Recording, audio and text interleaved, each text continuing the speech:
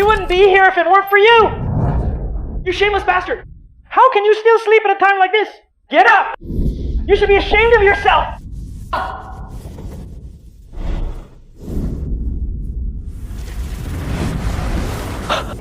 I'm a top university PhD in classical literature. Then I transmigrated here and took the Imperial examination. I poured my heart and soul into a statecraft essay, thinking it would be my ticket to success. Instead, Lucian Ashford, Chancellor Edmund's son, stole it. Then they accused me of cheating. Tristan, if you have even a shred of conscience left, tell them who your accomplices are! Don't drag innocent people down with you! They're the officials implicated in my cheating case. He still thinks they'll protect him. Why would he talk? But take this! Enough with the spitting. Gentlemen, think about it. I don't have a coin to my name. How could I possibly bribe the examiners and have Lucian's essay copied into my paper? I've been framed. What? So you're saying Lucian copied your work? That's right. So it wasn't enough for that old fox Edmund to ruin your life? He had to drag us into it too? Damn that Edmund. He's shameless. Exactly. We're just collateral damage. But you! Edmund practically controls half the court. To protect his son, he'll make sure you're silenced. You're as good as dead! That's right. Wait a minute. Every one of those powerful nobles is rotten. I've got to find a way to save myself. The only silver lining is that, in my previous life, I studied countless cases of exam fraud, so I left myself a safe fraud in that exam paper. As long as I'm given a chance to clear my name, I can still turn this around. What worries me is that they'll execute me before I get the chance. Tristan Rivers. Is it time for the execution? It's a trial. A trial? This is my chance.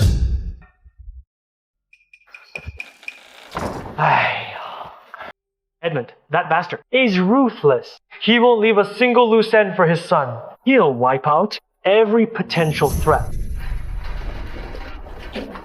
What the hell is this? Who's that young lady? She looks like someone important. Celine? You mean Celine Northwind? The Grand Princess and the Emperor's sister? You're Tristan? The one accused of copying Lucian's essay? No, miss. That policy paper was written by me. I didn't plagiarize anyone. Bold claim. Why would the Chancellor's son need to copy your work? How would I know? Miss, I requested an audience with Lucian before the throne.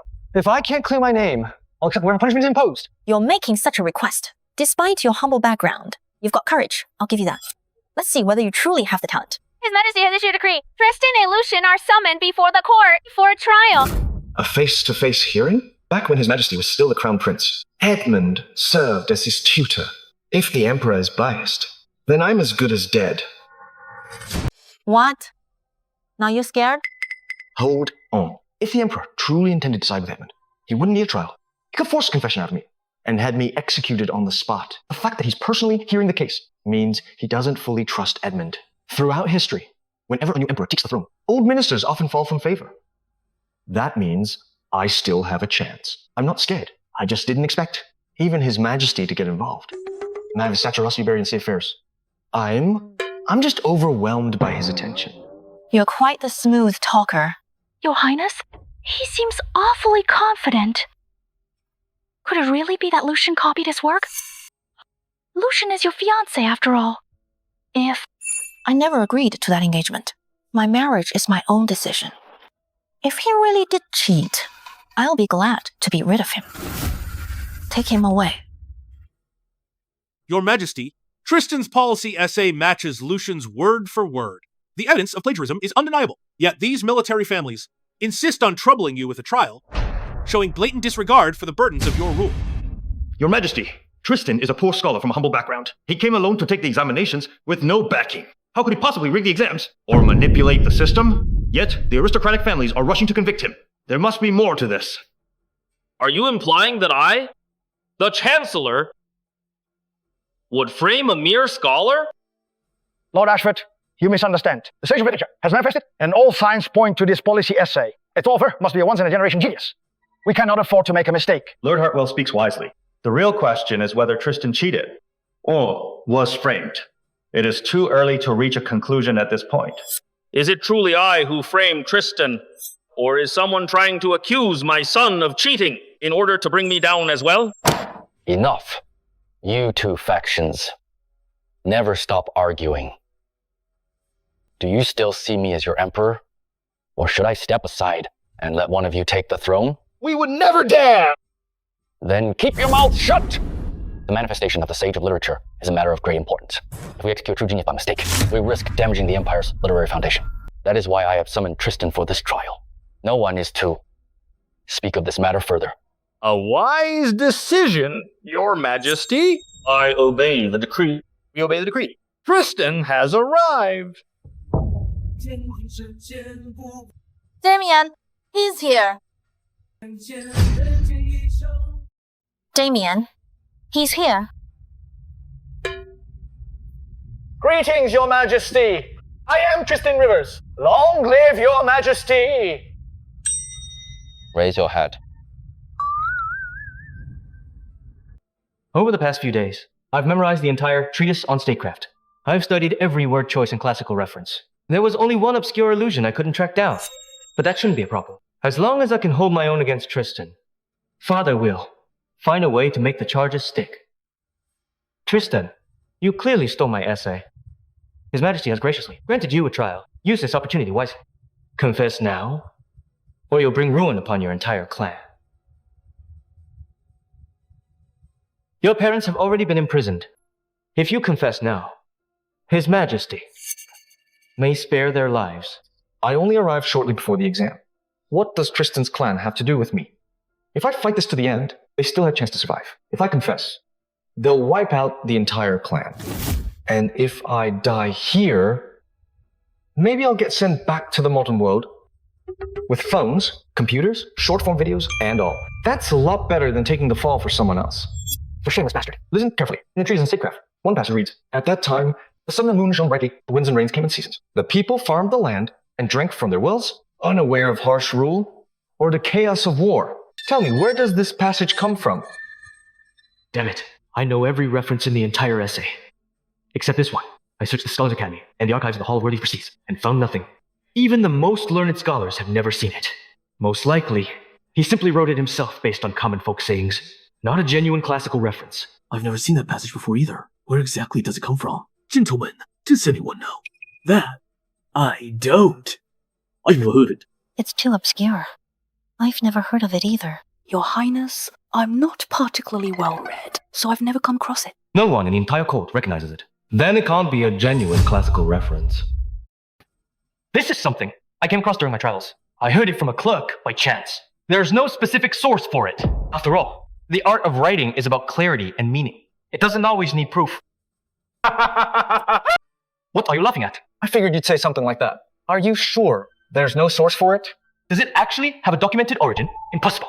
I don't believe a commoner like him could have read more than I have. He's definitely putting on an act to trick me. I'm certain of it. Your Majesty, this reference comes from my hometown, Fairmont Gazetteer, Volume 9, on Governing the People. It records the administrative experience of Fairmont's former magistrate, Theodore Hale, and Lucian was born in Juset. He also claims there's no such source. That proves this essay wasn't his original work. You're lying! That line clearly! That's all nonsense. Your Majesty, if you have doubts, you can retrieve the it for verification. If it's not there, I'll offer my head as forfeit. Could it really exist? Then Lucian is in serious trouble. If that's the case, Lucian really did plagiarize it. I think that's possible. After all, Tristan is just a common-born scholar. How could he have had access to Lucian's exam paper? Your Highness, it looks like he's about to turn the tables. He's got real skill, not just bluffing. Where is the Grand Secretary? Yes, Your Majesty. Is what Tristan said true? Your Majesty, that local county record is obscure. Even I am not familiar with it. We would need to send someone to Fairmont to retrieve it. Guards, I order you two to travel to Fairmont immediately and bring back the county records. Hurry. Yes, Your Majesty. Lucian, if this reference really does come from the Fairmont Gazetteer. Your Majesty, even if this line does appear in the records, it still doesn't necessarily prove anything. Over the years, my son has traveled widely. Perhaps the clerk who mentioned it had seen the county records before, but when he spoke of it, he never cited the source. So it's entirely possible my son simply didn't know that. Ma, Edmund is quite good at talking his way out of things. Exactly, Your Majesty. I traveled in my younger years, and once stayed in Fairmont. Their magistrate can vouch for me. Since you've heard it from the clerk, why do you need the county magistrate to testify? Lucian, can you at least name this clerk from Fairmont? Can we have the guards bring him back as well? He's just a clerk. We only exchanged a few casual words. How would I know his name? Then there's no witness at all. Aye! Your Majesty, Tristan clearly knows the source of the passage, while Lucian is evasive and inconsistent. Something is clearly amiss. We end the stage, Your Majesty. Lord Hartwell, just because he can't explain the origin of a reference, you're accusing my son of fraud? Isn't it obvious this is a setup? Lord Ashford, I am. When you're determined to accuse someone, there's never a shortage of charges. Enough. Alaric, you are the Grand Secretary of the Imperial Archive and the Librarian of the Imperial Academy of Foremost Authority on Literature. What do you recommend? Your Majesty, since the two of them are giving conflicting accounts, I suggest that you set a topic yourself and have them each write a policy essay on the spot. A direct comparison should make it clear who has real talent and who is merely a cheater. True talent has nothing to fear from a test. Very well. I will set the topic here and now. Do either of you object? I have no objections. Your Majesty, if he has no objections, then neither do I. Perhaps Tristan wrote that excellent treatise on governance by sheer coincidence. With a different topic, I won't necessarily be at a disadvantage. As long as I can keep up with him, Father will take care of the rest and ruin that common-born nobody. Good. Then what topic shall we choose? Report! Your Majesty, Magnus Vargan, envoy of the Karsk, has arrived. He was not summoned, yet he has entered the court. Magnus, do you and your people take Adrian's court for a joke? Greetings, Your Majesty. I represent the Karsk. I have come under orders from our leader, Roderick Vargan, to present a formal offer of surrender. We ask only that you grant us the lands of Easthold so that we may settle our people there. This is outrageous! Your Majesty, the Karsk have been reading our policies in Easthold for years. This so-called surrender is nothing more than expansion under another name. They are trying to carve out territory and establish their own state. We must send troops to punish them and uphold Imperial authority. Yes, we should send troops to uphold our authority. Absolutely not. Once war begins, countless lives will be lost. Easthold is a small territory. Giving it up in exchange for a century of peace is a fair trade. Your Majesty, I urge restraint for the sake of the people. Your Majesty, stop the war. Peace and stability for the people. Your Majesty, the Karsk are clearly ambitious and dangerous. If we give in to them today, they'll soon be demanding the Irina strongholds. We cannot allow such a threat to grow unchecked. The Karsk number only a few 100,000 people at most. How could they possibly hold that much land? Lord Hartwell, you're being overly paranoid. Lord Ashford, are you just trying to spare your people from paying taxes? Lord Hartwell, you oversee the Ministry of War and Works. As they say, when the war begins, fortunes are made. I suppose the military families are eager to line their pockets once again. Enough! They're not outsiders present. Show some decorum! The great ministers of Adrian fight like children, too. Outrageous! What remark! How bold! Your Majesty, my lord said this. Either you agree to our terms, and we maintain peaceful relations forever, or the Central Plains are so prosperous, if one day we can no longer resist temptation and march south. Silence! How dare you! I will await your reply at the inn.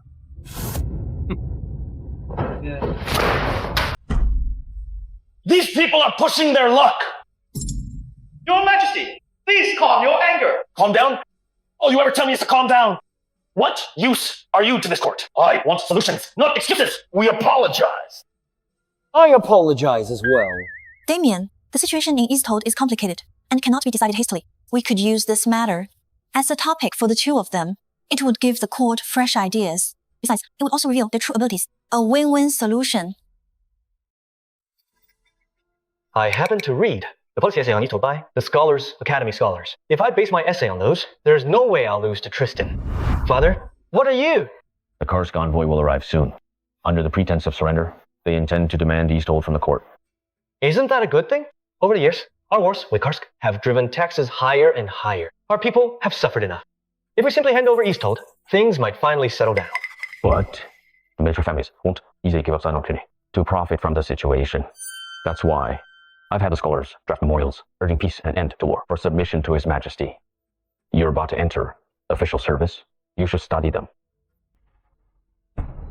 Your Majesty, I have studied the situation in Easthold. I would like to try my hand at this. Tristan, what about you? As for a policy essay on Easthold, in my last life, Cedric Wells wrote on the Six Kingdoms, using the fall of the Six Kingdoms to criticize Solaria's policy of appeasing the other two states. Its arguments were incisive, and its prose powerful. It came to be regarded as one of the greatest essays of all time. The situation is remarkably similar to how the aristocratic families view the cost today. That should be more than enough to outclass Lucian. Tristan, if you're struggling, you might as well admit defeat now. I can ask His Majesty to show you leniency. Lucian, if you're struggling, you might as well admit defeat now. I can ask His Majesty to show you mercy. You! Then let us begin. Guards, bring ink and brushes. It would seem a little suspicious if a grand political essay without a moment's thought. I'd better act like I'm actually thinking it through. Back when the prince served a foreign ruler, he slept on hatred and tasting bitterness, until he finally reclaimed his kingdom. The founding empire secured peace through marriages, and during the reigns of the next two kings, the empire gradually rebuilt its military strength. Negotiating peace today does not mean surrender. It means restoring the people's strength and preserving the nation's resources. This essay really gets to the heart of the matter, as expected of one of our rising talents. Meanwhile, some people still haven't even put pen to paper. It's obvious now who cheated during the examination. I'm thinking. Keep talking, and I'll spank you. You! The allotted time has not yet expired. No one is ready to interfere with, criticize, or disrupt the candidates. Yes, Your Majesty. Once a great king did not cling to petty pride and ultimately achieved unification. Another endured humiliation among foreign tribes, yet opened the famous trade route. I humbly urge Your Majesty to follow the wisdom those rulers displayed, abandon reckless heroism, and embrace the path of enlightened governance. Lucian's reasoning is clear, and his writing is elegant. He also clearly understands that His Majesty has always admired the founding empire. With an argument like this, His Majesty may very well choose to end the conflict and accept the Kosk's request for peace. Your Majesty, I have completed my essay. Lucian's essay is sincere and persuasive. Every line is well-reasoned. It is truly outstanding work. With such talent, it's impossible that he cheated. I ask you to render a fair judgment. I ask you to decide. We'll wait for Tristan to finish. Tristan, are you almost done? Tristan, if you can't do it, just admit defeat now. His Majesty is very busy. He doesn't have time to waste on you. Your Majesty, I'm almost finished. Just wait. Once I'm done, I'll spank you. You! Lucian is already finished. And you're just starting. With such slow thinking, what could you possibly write? Fortunately, this world's history diverged after the Dracoria dynasty. I never saw the rise of the Asura dynasty. My dear City Wells, thank you very much. Time to crush him.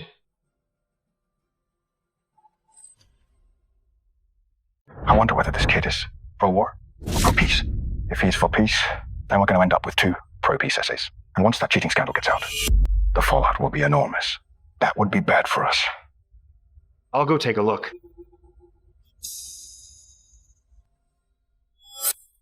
What? A powerful argument out the road to ruin! The essay is sharp and cuts straight to the issue. His writing is forceful, and every word cuts like a blade. Your Highness, Rowan is an advanced scholar. For even him to lose his composure like this, Tristan's essay must be... Oh, that's interesting. Good! Today we give up 5 cities and tomorrow 10. On the surface, it's about the 6 kingdoms and Ravania. But in reality, your aristocratic family's policy of compromising is no different from the 6 kingdoms buying off Ravania. It is nothing less than a path to ruin. Rowan? What are you talking about?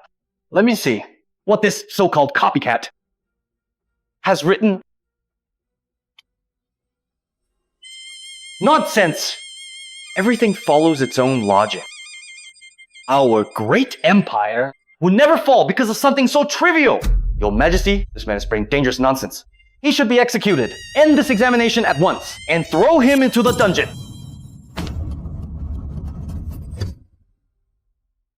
This examination is being held under His Majesty's decree. How dare you try to stop it? Are you defying an imperial order?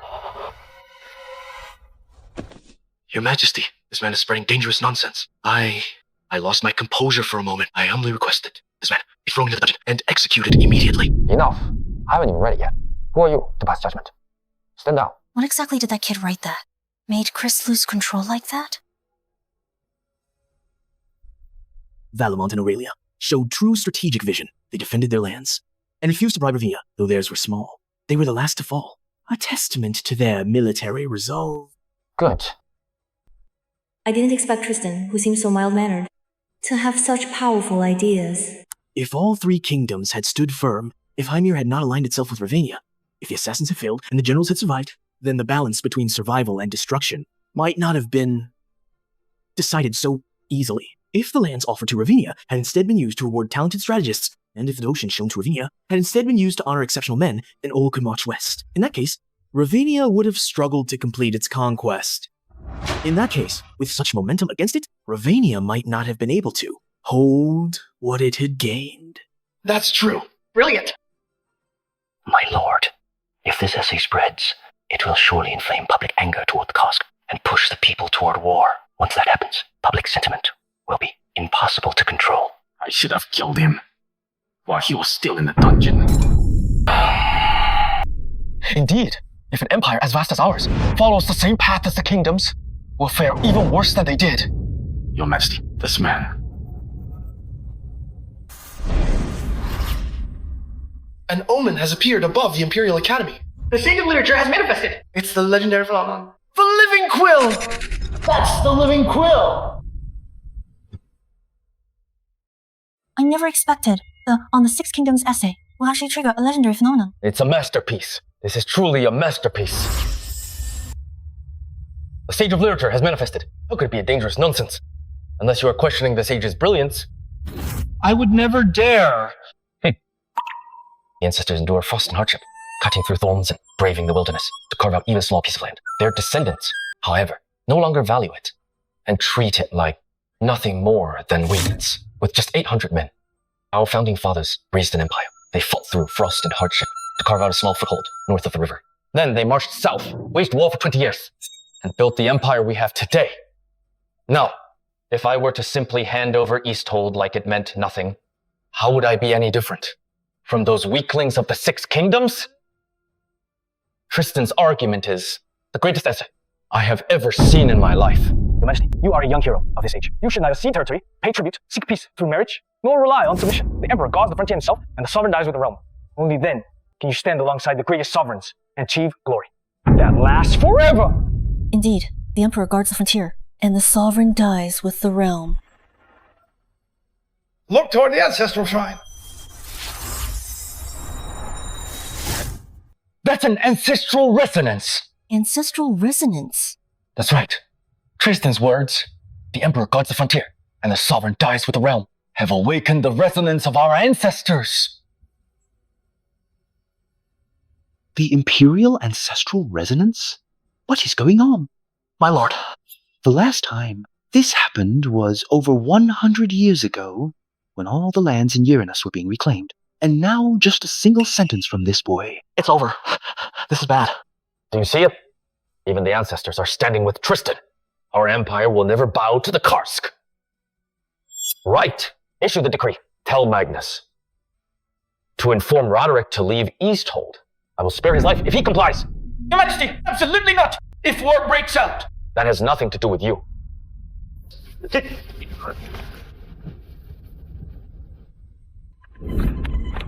I'm quite sure you understand what the outcome will be. Edmund, your son committed cheating. As his father, you are not blameless. Your Majesty, even if Tristan's essay is excellent, it does not prove my son plagiarized. Perhaps he simply had a more refined view of Easthold. Still trying to argue? Your Majesty, I ask for justice without solid evidence. You cannot convict my son of cheating. If you do, I will not accept it. Neither will the court. Please investigate thoroughly before passing judgment so as not to break the spirit of scholars across the realm. Please investigate thoroughly before sentencing. You. Nothing to worry about. I have more evidence to prove that the essay was written by me. Is that so? Go on, explain. The evidence is in the exam paper. Make sure he pays for it. What's going on in that guy's head? Hold your temper. He looks so confident. He must have a backup plan. He's already beaten Lucian twice. If he really has solid proof, Lucian won't have any way to turn this around. Guards, bring the dossier. Step right up. Take a look. This is my exam paper. Lucian, this one's yours, right? Correct. It's my paper. Brat, what exactly are you trying to do? To make you beg for mercy. You're going too far. I'm going too far? You're the one trying to ruin another man's life. What did I do? You. Your Majesty, please use a mark out the text method for each paragraph. as follows. The first character of the first paragraph, the second character of the second paragraph, the third character of the third paragraph, and so on. The characters corresponding to each number? Oh no. What's wrong? Lucian, you're panicking. You!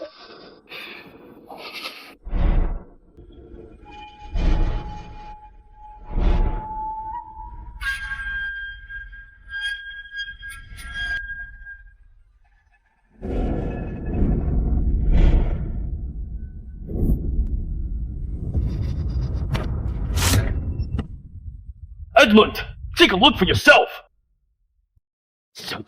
Take a look for yourself. Tristan, Rivers, that's written during year 3 of the Damien era. Lucian, how did Tristan's name end up in your exam paper? Are you saying this is just a coincidence? A coincidence? Give me a break. Lucian, what do you have to say for yourself? Your Majesty, I was... Edmund, and you? Are you claiming that you had no idea of this? Your Majesty, please. I swear I knew nothing of this. You ungrateful brat! Our family is reputable. How dare you tarnish it? You will pay heavily for this! Father, forgive me. It's all my fault. I shouldn't have done this. Enough! You think blaming your son will get you off the hook? As his father, you will be punished for failing to discipline him. Wise decision, Your Majesty. A severe punishment must be delivered. Hence, strip Edmund of all his official positions and exile his entire family to Easthold.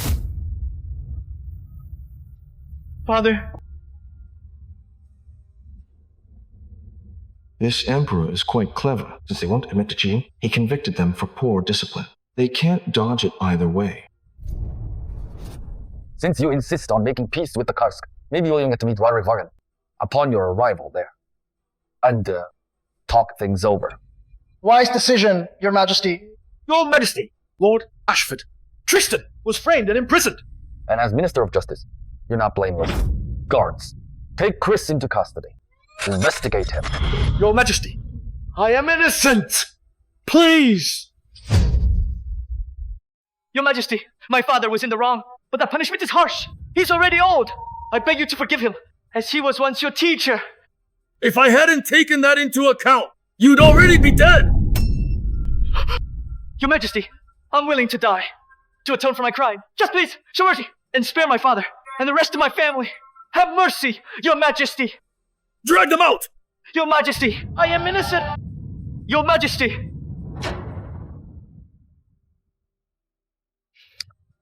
What a touching display. Your Highness, I didn't expect Tristan to have one more trick up his sleeve. What is he even thinking? And he even brought down Edmund. He's brilliant and quick-witted, not some dull, bookish, old-fashioned scholar. Interesting. A powerful chancellor has been brought down by a young upstart. He's truly a once-in-a-generation talent. Not only did he trigger the living quill, he even stirred the ancestral resonance. This man has a limitless future. We must bring him to our side. If there's a chance, speak with him. Understood. The truth is now clear. Deliver my decree. Tristan is hereby pardoned and released. Many thanks, Your Majesty. Rise. Thank you, Your Majesty. Now that Edmund has been exiled, the investigation into the Imperial examinations will be handled by Julian. I accept the decree. As for the Minister of Justice, it will be temporarily overseen by Rowan. I thank you for your grace. And the release all of those implicated, Marcus Cohen and the others. I obey the decree. So this crisis is finally over?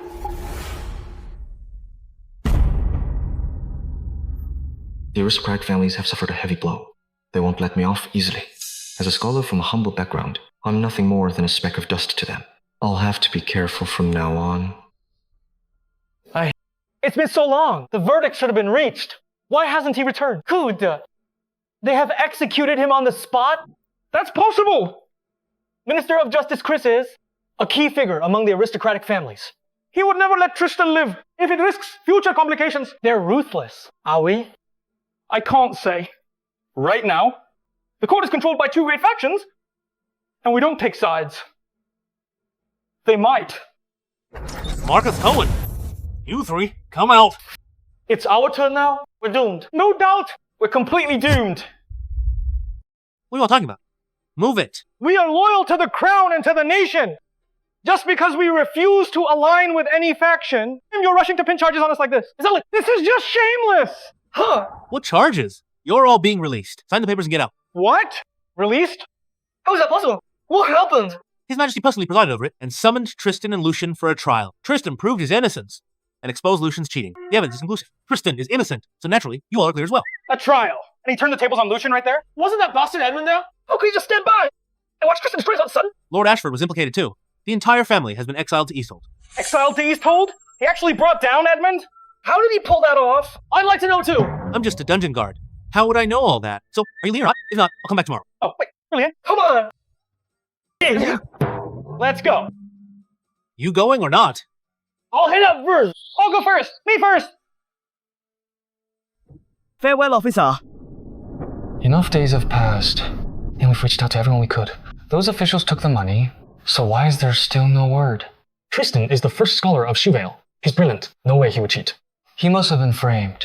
Too bad we don't have power or influence. Look, those are Tristan's fellow townsmen. I heard they've been running around these past few days, trying to get him out. Get him out? Cheating is a capital offense. They still think they can save him? I bet they're as rotten as him too. Maybe they were involved in the cheating as well. That's possible. What did you just say? What did you say? I said, you barbarians are only good at cheating. You're asking for trouble! What? You dare hit me? Stop it, stop! Our people have always been upright and honest. We would never cheat! Upright, my foot. Shut your mouth! Good, hit him harder. Teach those two accomplices a lesson. Someone's gonna get killed. Let go of me, quick. Stop it! Come on! Stop it already! All of you, stop! Stop right now! Gentlemen, please, let's talk this out. Please! You cheated and still dare argue. I didn't cheat. Elias, there's no point arguing with people like him. Mr. Gunn, are you really going to keep someone who cheats? If word gets out, it'll ruin your reputation. If you ask me, you should throw them out. Exactly. Throw them out. Everyone, don't you agree? Yes! Throw them out! Let's get out! Throw them out! Get them out of here! Get out! Get out! You!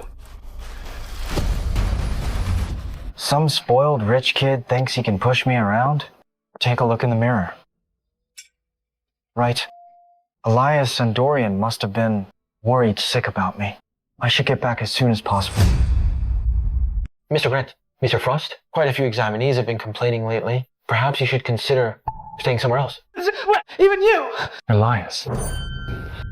Mr. Gunn, please accept this. My friend has a bit of a temper. So, we'll return to our rooms right away, and won't cause any more trouble. Mr. Frost, it's not about the money. They are mad. There's nothing we can do. Kid. Coming, sir. Help Mr. Grant and Mr. Frost pack their things. Oh, and pack up Tristan's belongings too. The one accused of cheating. Yes, sir. Elias, calm down. They've got the numbers. We can't fight them. That's more like it. Good. Serves them right. Oh, serves them right. Yeah, they deserve it. Serves them right. This is so unfair. It's settled. The cheating case has been cited. Was Tristan sentenced to death? No, is it? He copied Lucian's work. He should have been executed. Silence! His Majesty personally presided over a trial. The truth has come to light. The one who cheated was Lucian. Tristan has been cleared of all charges. Really? That can't be right. How is that possible? The Chancellor's son plagiarized a common scholar? That's impossible. I don't believe it. Don't spread nonsense like that. Rumors about the Chancellor's son could get you killed. Don't be ridiculous. His Majesty personally had them write an essay on the affairs of Easthold. Tristan on the Six Kingdoms completely. Captivated the court. The Emperor himself declared it. The realm's greatest treatise. Keep talking nonsense, and you might lose your head for it. What? The Emperor declared it the realm's greatest treatise? His Majesty's word is law. What an honor is that? What an incredible honor! And on top of that, it even brought forth the Sage of Literature, the Living Quill. The entire Imperial Academy is talking about it. Dorian, did you hear that? Not only has Tristan cleared his name, he's even earned the Emperor's approval. I heard. The Sage's manifestation means his hard work paid off. He's finally made it. This is wonderful news. Did you hear that? The Emperor declared it the realm's greatest treatise. That's Tristan's talent. You're just jealous. You can't stand seeing someone more talented than you. What a small-minded person. A disgrace to scholars. Impossible! I don't believe it. An essay written on the spot. Could it possibly be that good? The Emperor must have been deceived. He's a barbarian. How could it be possible? What do you know? The Karsk envoys came to court, demanding that we cede Easthold. All the aristocratic families were pushing for appeasement. But Tristan used the fall of the Six Kingdoms to completely dismantle their position. The Emperor was deeply moved. He immediately decided to launch a campaign against Karsk. Latest copy here! Latest copy of Tristan's on the Six Kingdoms! We're the only ones with a copy! Here's the realm's greatest treatise! First come, first served! 10 tails a copy! Come on! I'll take one! Easy, everyone! Easy! We've run enough copies! Alright, here. The fall of the kingdoms wasn't because their weapons were inferior or their strategy was flawed. It was because they bribed Ravinia. Bribing Ravinia drained their strength and led to their downfall. Well said. What a line. An opening that strikes like a thunderclap. Truly a magnificent essay, as expected of Tristan. Beyond Ravinia's military conquest, Swolgains ran cities and Gortragains limited entire territories. Comparing what they gained through war to what they gained through concessions, the latter far exceeded the former. And what the Six Kingdoms lost was just as great. The lands of the kingdoms were surrendered piece by piece. What Ravinia actually conquered by force was only a fraction of it. If that's the case, our empire must never follow their path. Exactly. What Ravinia desired most, and what the kingdoms feared most, was never war itself. The ancestors endured frost and hardship, cutting through thorns and braving the wilderness to carve out even a small piece of land. Their descendants, however, no longer value it and treat it like nothing more than weeds. And though Ravinia's territory was limited, its ambitions knew no bounds. The more they give up, the more Ravinia demanded. If an empire as vast as ours follows the same path as the kingdoms, we'll fare even worse than they did. That last sentence was something. I couldn't help agree to it. The truth in it is undeniable.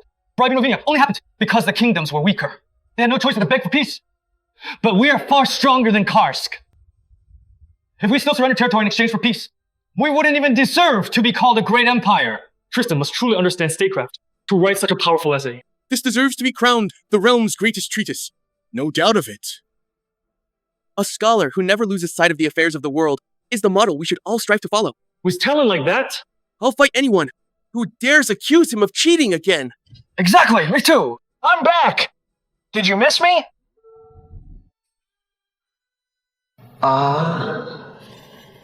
What's going on here?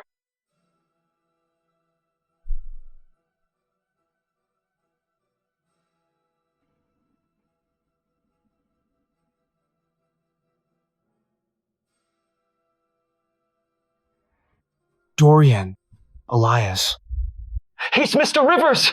You climb man friend. Are you alright? You're not hurt, are you? Yeah, I'm fine. Hey, watch your hands. Good, you're alright. What's going on? You all? We were just reading your On the Six Kingdoms. News travels that fast? This piece of yours is going to make your name known far and wide. I just got lucky, huh? That's all. That's real luck. What incredible luck! Mr. Rivers, I'm William Irwin from Northreach. May I have the honor of making your acquaintance? I'm Sebastian Ashcroft from Southreach. I'd be honored to be your friend, sir. I'd like to be your friend as well. Me too, let's all be friends. Everyone, please! Listen, I was just released from prison. May I wash up and change first? Then we can sit down and talk, alright? There, Mr. Gunn. I've packed Tristan's and the other two men's belongings. Please take a look. Mr. Gunn, what is the meaning of this? He said he cheated on the exam, so the innkeeper is kicking us out. Not even checking the truth. Yeah. Oh. I see how it is. Mr. Rivers. You. Mr. Rivers. Mr. Rivers? Mr. Rivers, they don't know talent when they see it. Why don't you stay at my place instead? I'll give you a top-tier suite free of charge. Stay as long as you like. Come on, take these three gentlemen's belongings away. What? Hey! Have you no shame? You're stealing business from me! Hey! Have you no shame? You're stealing business from me! You only have yourself to blame for. Mr. Rivers, this way. Hey! Congratulations to Mr. Dorian Frost of Fairmont, Shoevale, for placing 72nd in the examination. You've qualified for the court examination. You made it. I passed. Yes! Congratulations, Dorian!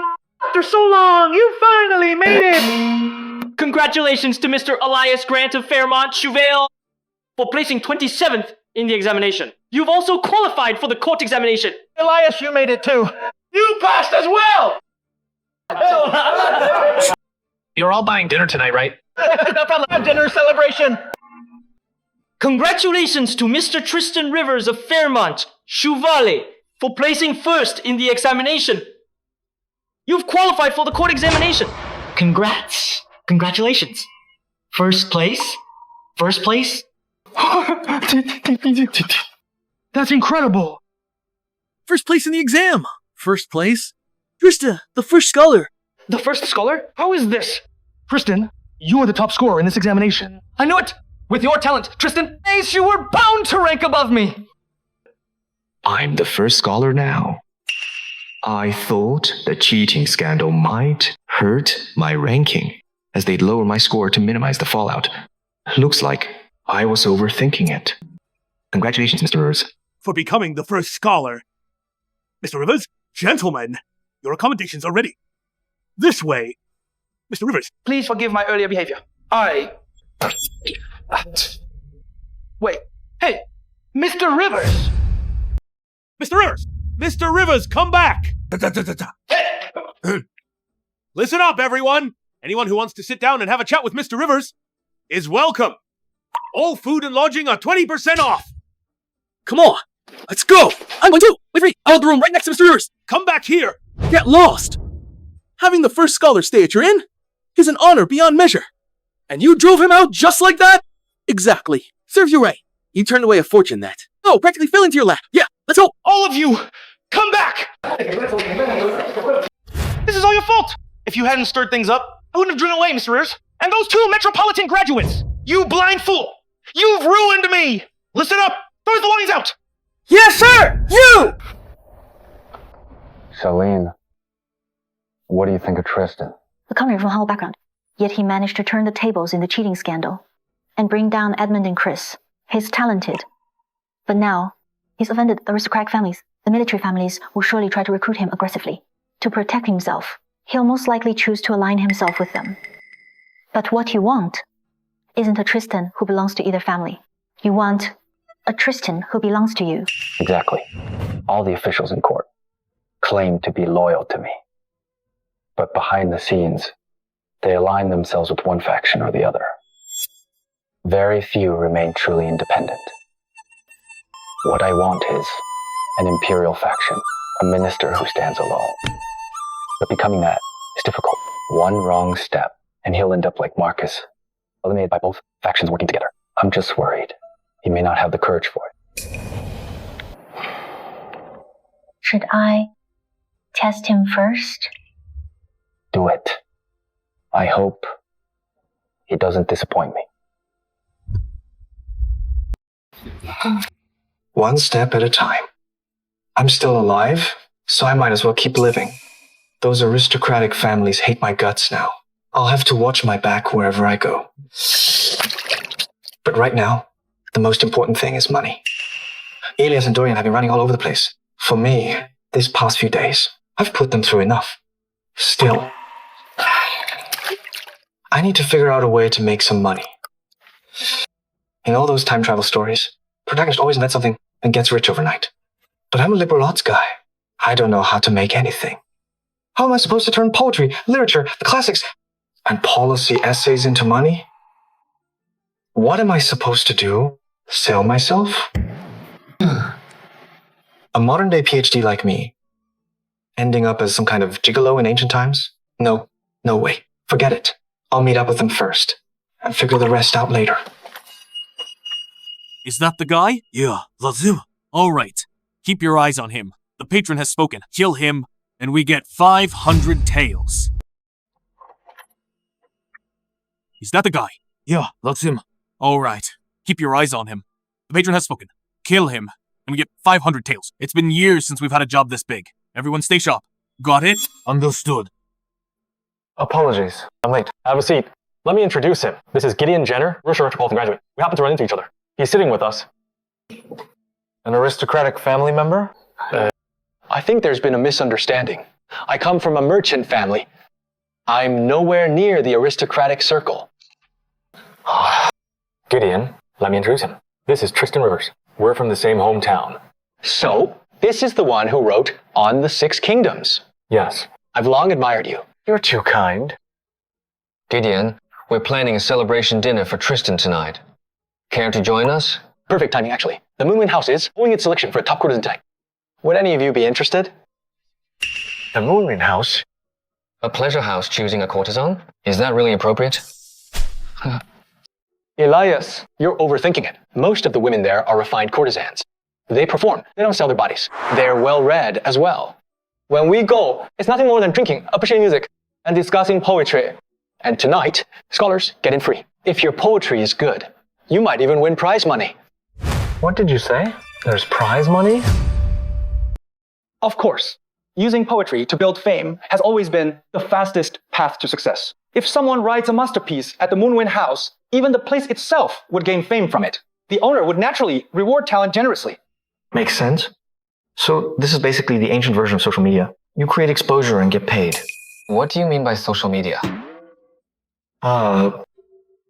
It's like another brothel. I'm a top university PhD in classical literature. If there's one thing I have plenty of, it's poetry. This is a perfect way to make money. Why don't we go take a look? Besides, there will be a lot of officials and nobles there. If inspiration strikes and you write a great piece, it could be a chance to make a name overnight. Exactly. Since you're kindly inviting us, how could we refuse? All right then, let's go take a look. And broaden our horizons. Okay then. Welcome, gentlemen. Please head in. So, this is Moonwind House. Impressive.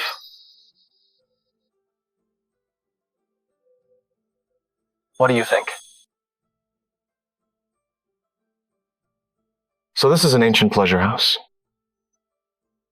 The facilities may not match modern standards, but the atmosphere more than makes up for it. Mr. Da, you arrived. A private room upstairs has been prepared for you. Please follow me. Thank you. This way, please. Thank you. These people have been sticking to the crowded streets. It's hard to make a move. Why rush? There'll be an opening sooner or later. 500 deals is also some. A few more days won't hurt. Keep your eyes on them.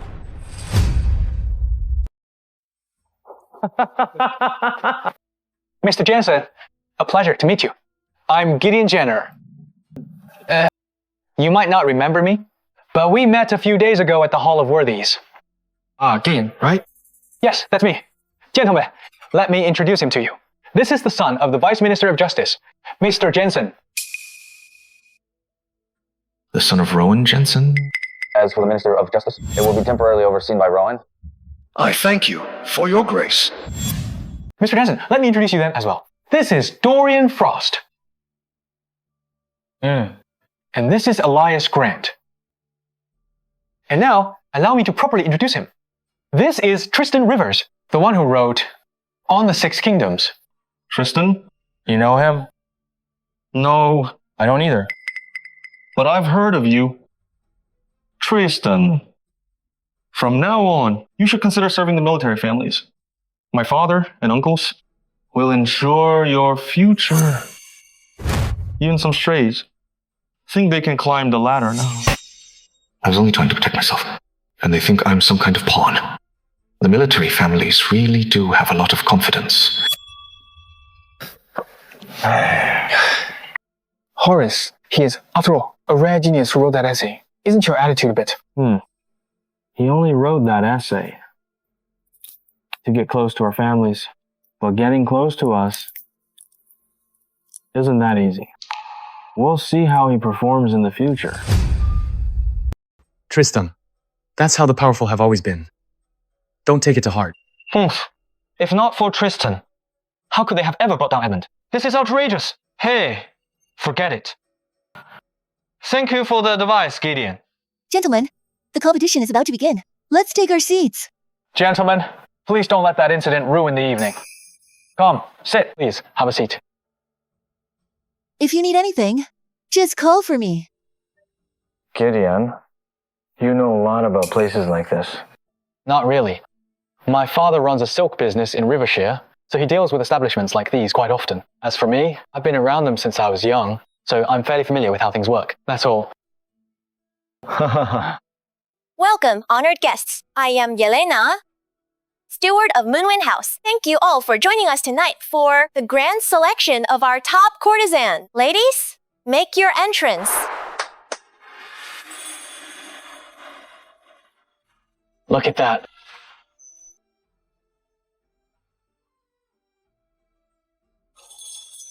As always, our 12 beauties will each showcase their talents. Feel free to reward your favorites. The one with the most patronage will be crowned champion.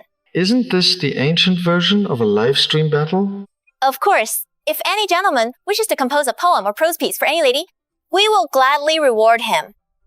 The finest work of the evening will receive a prize of 100 taels. 100 taels? 100 taels. 100 taels? 100 taels? One poem for 100 taels? If I can win that prize, it'll keep me afloat for quite a while. Tristan, are you tempted? No worries. There's paper and ink right behind you. Dorian, that's cruel. You know perfectly well.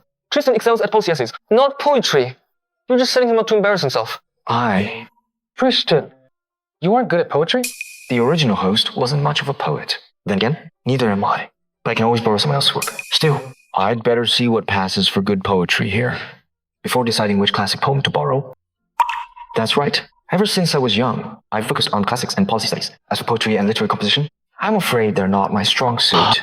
I see. But my situation is quite different. I earned my degree through poetry. While policy essays aren't my specialty, I've devoted considerable effort to poetry and verse. If the opportunity arises, we can learn from one another and make up for each other's weaknesses. Let's learn from each other's strengths and improve together. The competition for top courtesan begins now!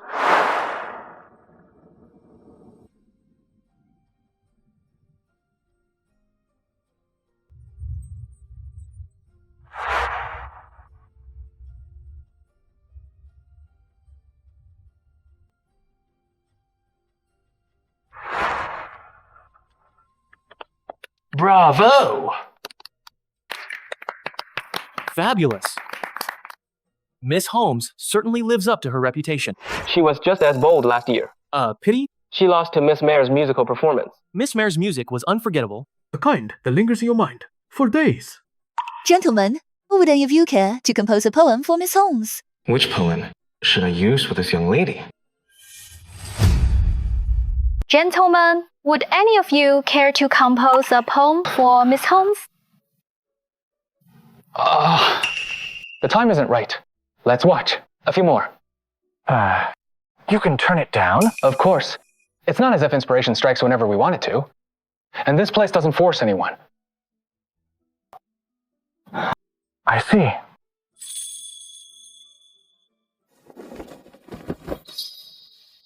Every time I read his work, it stirs my blood. If a talent like this ends up joining the military families, it would be a greater loss to the Empire. Report. Enter.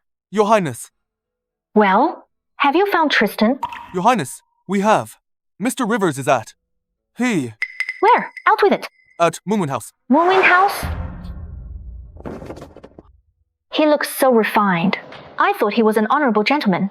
It seems all men are the same. Your Highness, give this girl a romantic streak. Frequenting pleasure houses is hardly unusual. Besides, Moonwind House is a respectable establishment. Why are you so upset? Have you taken a liking to Mr. Rivers? And are jealous? Oh, please. What nonsense is that? Do you know who I am? Why would I ever be interested in him? Say that again, and I'll have your tongue. Your Highness, forgive me. It won't happen again. Should we still go see him? Yes. Of course we should. If the military families get to him first, and he gives in to the pressure and joins them, it'll be too late. Then what should we do? I heard Moonwind House is holding its top courtesan competition tonight. Want to go take a look? Those painted beauties aren't worthy of your attention.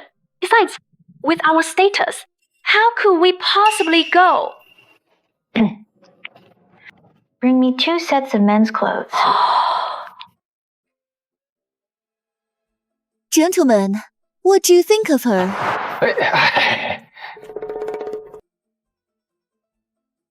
Gentlemen, how about her?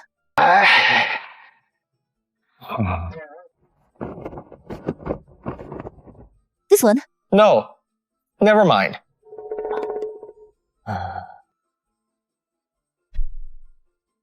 Looks like we're not getting out of here without leaving behind a poem. They say scholars get in for free, but that doesn't mean we can enjoy for nothing. Naturally. They may not force anyone, but they know we're men of letters. Too proud to simply take a free meal. Once the scholars leave behind their writings, if one of them later earns the highest degree, or even rises to become chancellor, those verses alone will be talked about for years. Here. Bravo! Excellent!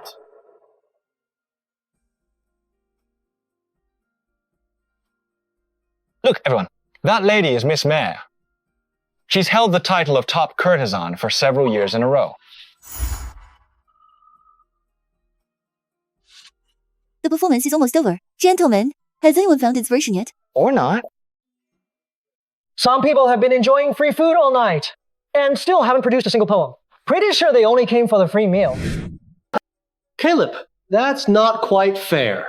They're nothing but barbarians from Shuvale. What would they know about poetry? As for placing first in the Metropolitan exam and receiving the Sage of Literature's blessing, that was nothing but luck. Compared to us scholars from Rivershire, they're completely out of our league. They're talking about me? What did you say? I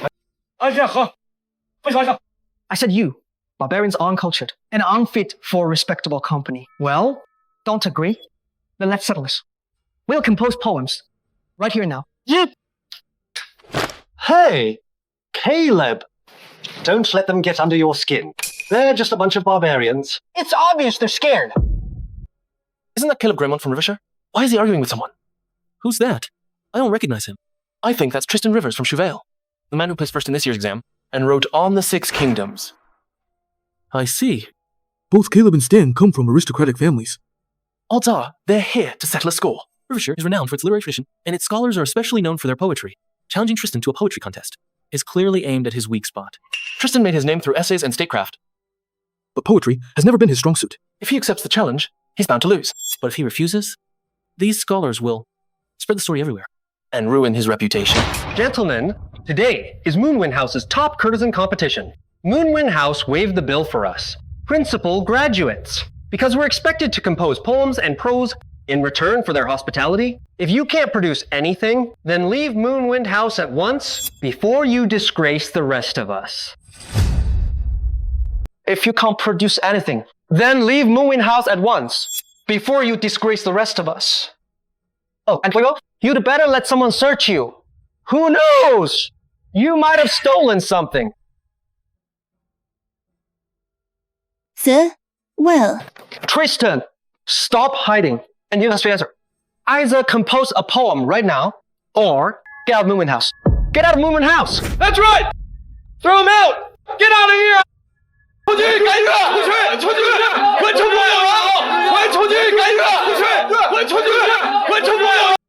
Get out already! Find out what's going on. Those scholars have gone too far. If those aristocratic families wanted to get back at me some other way, I'd actually be worried. But a poetry contest? I've got centuries of masterpieces in my head. They're only setting themselves up for humiliation. Looks like they're forcing Tristan into a poetry contest. A poetry contest? When it comes to poetry, no one can rival the aristocratic families. Caleb and Stan are clearly bullying him. They're obviously trying to get revenge on Tristan. Your Highness, should we? Let's wait. Horace, the aristocratic families are clearly targeting Tristan. Shouldn't we help him? Help? Help Tristan? He's nothing more than a poor scholar. From a humble background. Have you forgotten who I am? Have you forgotten? Why would I lower myself to help him? Mr. Greymont, Mr. Webb, I have not yet. Please hear me out and do me this favor. I'll cover everyone's expenses today. Instead of Moonwind House, I'll also personally prepare a gift for each of you. Let's put this disagreement behind us. Shut your mouth! Let's put this disagreement behind us. Shut your mouth! Who do you think you are? A lowly merchant's son? Dares meddle in the affairs of noble families? Gideon! You're a member of an aristocratic family yourself. Yet you're keeping company with these barbarians from Chuvale? You're making all of us look bad. Did you see that? He even tried to throw a punch. Don't you get it? You're standing up for them and taking all this abuse. You have to look at them. Not one of them dares to say a word. How pathetic. A disgrace to all scholars. You enjoy listening to nonsense, don't you? Fine. I'll indulge you. You want a contest? Then I'll give you one. Tristan, you're a backwoods bumpkin, and you really think you can challenge the refined scholars of the aristocratic families? Are you truly brave? Or simply too foolish to know your own limits? Are we doing this or not? If you're that eager to make a fool of yourself, I'll gladly oblige. Since the occasion couldn't be more fitting, let's each compose a poem for Miss Mare. We'll let everyone here decide the winner. The loser kneels under the mate's defeat. Have the nerve. Caleb, you've gone too far. What? Are you scared? If you're scared, then get out of here. Stop making a spectacle of yourself. Exactly. If you don't have the guts, then leave already. Get out. Oh, get out of here. Fine. But leave? He's the one who'll be leaving. I'll gladly compete with you. He walked right into it. So what if he wrote on the Six Kingdoms, or placed the first in the exams? A little provocation was all it took to get him to challenge me. What a fool. Get ready to kneel and beg for mercy. Fine. I just hope you can keep that confidence when it's your turn to kneel. Tristan, stand back. Let's show them what I can do. So, who's going first? Me, of course. And who says you get to decide that? I'm about to show you what real talent looks like. Once I'm finished, you'll be so ashamed of yourself that you apologize. Excellent, Caleb. Show these barbarians what your talent looks like. That's right! Let him witness the brilliance of the aristocratic families! Exactly! It's time these barbarians learn their place. Rest assured, everyone. I've got it. Then stop talking and start writing.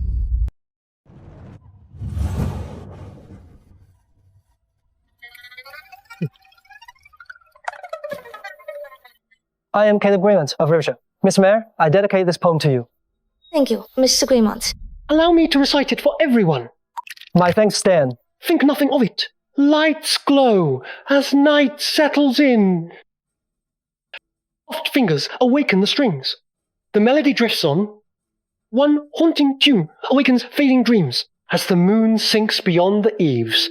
Travelers forget their cares. Bravo! What an excellent poem! Magnificent. Lights glow as night settles in. Could there be a more fitting description of tonight? Bathed in light? Absolutely perfect! Soft fingers awaken the strings. It captures the elegance and ethereal beauty of Miss Mare's music. And those final lines are epic. As the moon sinks beyond the eaves, travelers forget their cares. In just a few short verses, he perfectly conveys the grace and beauty of her performance. Caleb, you truly deserve your reputation as our first scholar. Marvelous. How wonderful. Bravo. Caleb, you truly deserve your reputation as our first scholar. Marvelous. How wonderful. Bravo! What a poem! He may be arrogant, but his talent is undeniable. Tristan was too impulsive. He walked right into Caleb's trap. What are we going to do now? Miss Mare. Well, Brad, now that you've seen my masterpiece, do you still think you can win? Tristan's essays may be extraordinary, but defeating Caleb in a poetry contest is nearly impossible.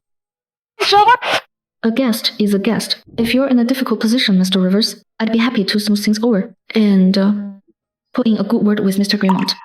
We've only just met, and she's already offering to help. She really knows how to handle people. No wonder she's the top courtesan 3 years in a row. I thought you great scholars might produce something truly remarkable. How rude! That's it? What the hell was that? What's you? You brought this humiliation on yourselves. I'm going to enjoy this.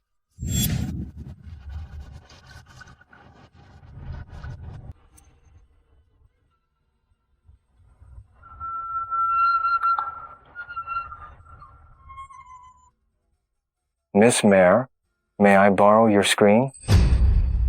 You say, my poem was whatever. Let's see what masterpiece you can come up with. I'm sure it'll be nothing special. Miss Mare, may I borrow your screen? Of course. Look at him. He's really putting on a show. Seriously.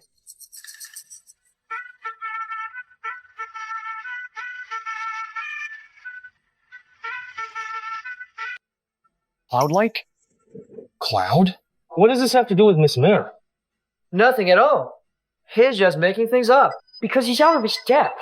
Making things up? What would commoners like you know about the opening lines of a famous poet? Beauty beyond flowers? Cloud-like robes, beauty beyond flowers. Cloud-like robes? Beauty beyond flowers? Seeing the splendor of clouds, one imagines her flowing robes. Seeing the beauty of flowers, one thinks of her face. Brilliant. Clouds are compared to her garments? And flowers to her beauty. It suits Miss Mare perfectly. Exactly. Especially in its tone and imagery. It captures both the beauty of a lady and the longing of those who admire her. Magnificent. Truly magnificent. Tristan, you actually possess astonishing talent. You've opened my eyes today. And he claimed he wasn't skilled at poetry? I actually thought Tristan and I could learn from each other.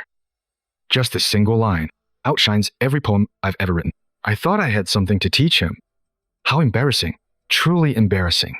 Your Highness, I never expected this. This opening line alone leaves Caleb's poem miles behind. Tristan isn't only exceptional at policy essays, his gift for poetry is just as extraordinary. Caleb, how is this possible? He's just a barbarian. How could he possess such poetic talent? How is this possible? He's just a barbarian. How could he possess such poetic talent? Spring wind on the rail, dew like scattered jewels. Spring wind on the rail, dew like scattered jewels. The spring wind on the rail suggests a lonely beauty standing there. And dew like scattered jewels. At first, sounds like dew on flowers, but it's actually a metaphor for tears. A solitary beauty standing by the railing, silently weeping. Miss Mare may seem to have it all, but she's already 19 and still hasn't found a suitable man. I've heard it weighs heavily on her heart. A lonely beauty shedding tears by the railing. And who truly understands her sorrow? I know it's to express that so vividly in a single line. How romantic and how profound. Among all the scholars here, the only one who truly understands me is Mr. Rivers. Mr. Rivers, please continue. What's all this showing off? If not from some distant mountain dream, then heaven beneath the moon. With such breathtaking beauty, if she isn't a dream, then she must be from heaven. Isn't that exactly, Miss Mare? Brilliant. Wonderful. It's glowing. It's glowing. It's actually glowing. Mr. Jones, the statue of the Deity of Literature is glowing. Glowing? Recently, Tristan caused the Sage of Literature to manifest. Could this be because of him again? Quick, find out where Tristan is. Yes, sir. Come with me to the rear courtyard. Song of Fair Splendor, written especially for you, Miss Mare. What a magnificent poem. Listen, your talent is truly extraordinary. This is a masterpiece for the ages. Oh. It was nothing. Tristan. Well done. You brought honor to all of us in Chuvale.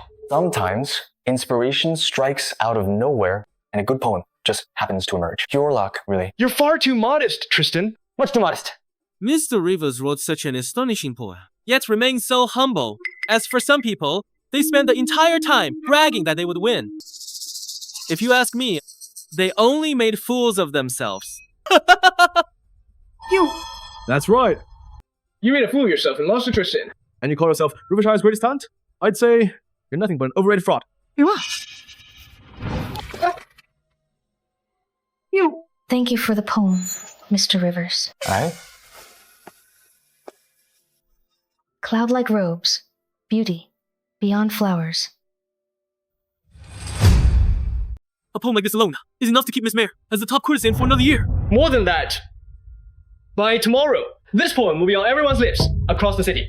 Moonwind House will become the talk of the city, leaving every rival in the dust. Well said. Mr. Rivers, I know this poem is beyond price. Still, please accept this token of my gratitude. As for this screen, I shall treasure it for the rest of my life. 200 taels? That's a fortune. Wait, a masterpiece from the great poet himself, and I'm worried she paid me too much? Tristan, you're impossible. Thank you, Miss Mare. You're too kind, Mr. Rivers. The outcome is obvious, isn't it? You fools! It's time to honor your wager. Get on your knees, apologize, and admit defeat. Outrageous. My family has produced generations of art scholars. I will never apologize to a barbarian. That's right. So if your family is full of scholars, wrote a terrible poem, now backing out? How shameless! Exactly. Apologize and admit defeat. That's right. Kneel, admit defeat. Apologize! Admit defeat!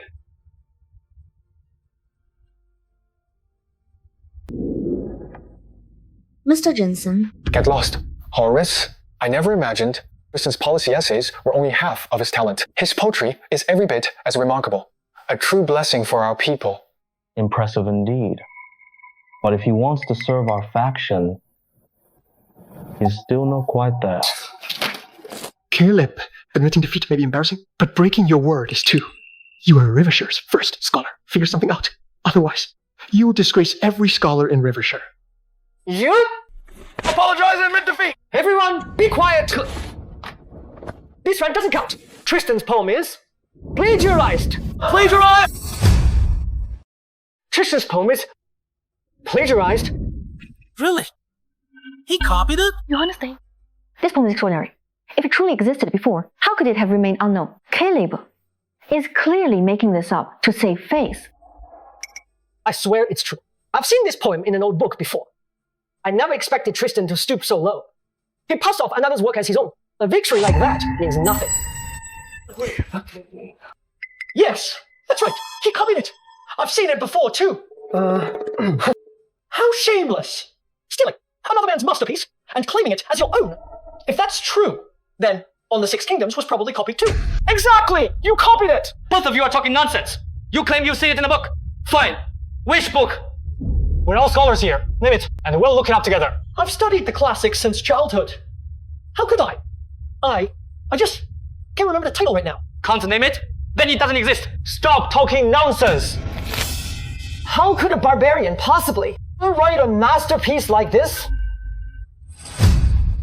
How could I?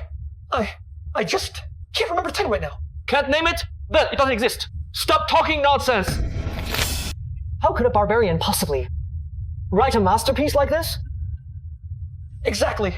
A barbarian from Shuvale. That's all you ever say. You're just jealous of Tristan's talent. You simply refuse to admit defeat. You dare insult the scholars of Rivershire? You're asking for a beating. How uncouth. Everyone saw that, didn't you? He lost, refused to honor wager, and now wants to resort to violence. Are all aristocratic families like this? Quick to accuse others of plagiarism? Lucian did the same thing. And now you're doing it too. Did you study under the same teacher? Tell me, everyone, isn't that shameless?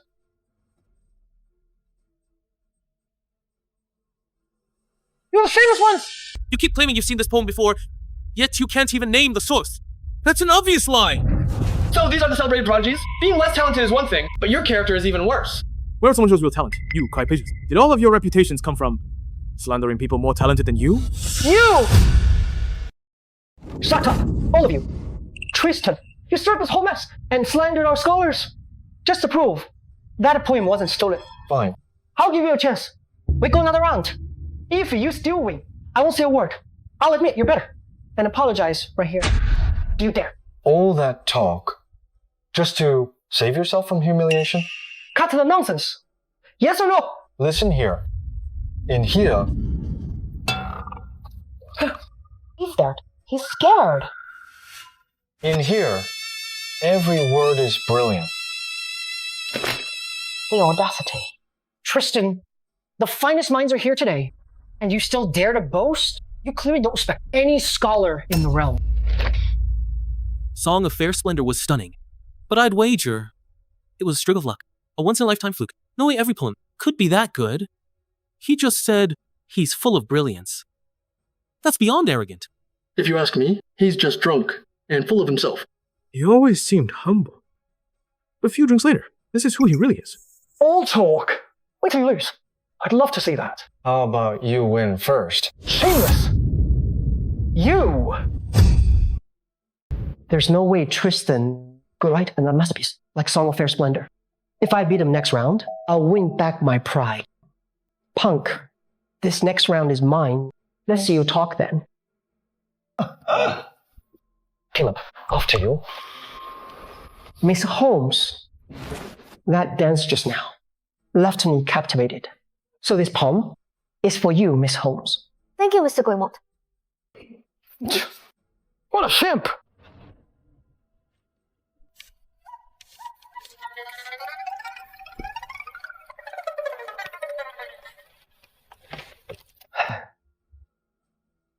Painted hall, lamps dim low, silken sleeves scatter gold. A swaying waist follows the drum, moonlit petals steal hearts. Wonderful, amazing poem! Miss Holmes, here. Thank you, Mr. Guillemot. That poem was truly lovely. Lovely? Hardly. You. Watch this.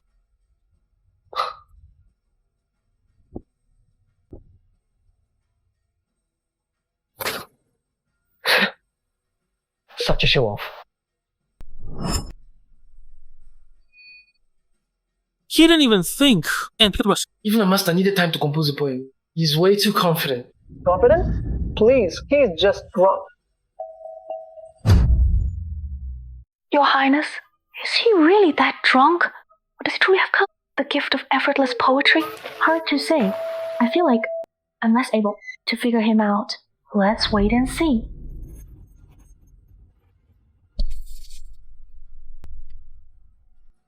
Last night, the rain was light, the wind fierce. A deep sleep, yet the wine still lingers. I asked the one by the curtain. Who said the blossoms remain? The blossoms remain. But do you know? The leaves grow full as petals fade. Brilliant!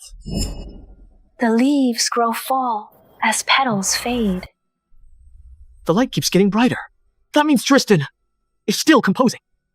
Who knows what masterpiece he'll create next? How exciting! Mr. Dunn, what is that? That's the deity of literature. The star is growing brighter. That's a sign the deity is descending to our world.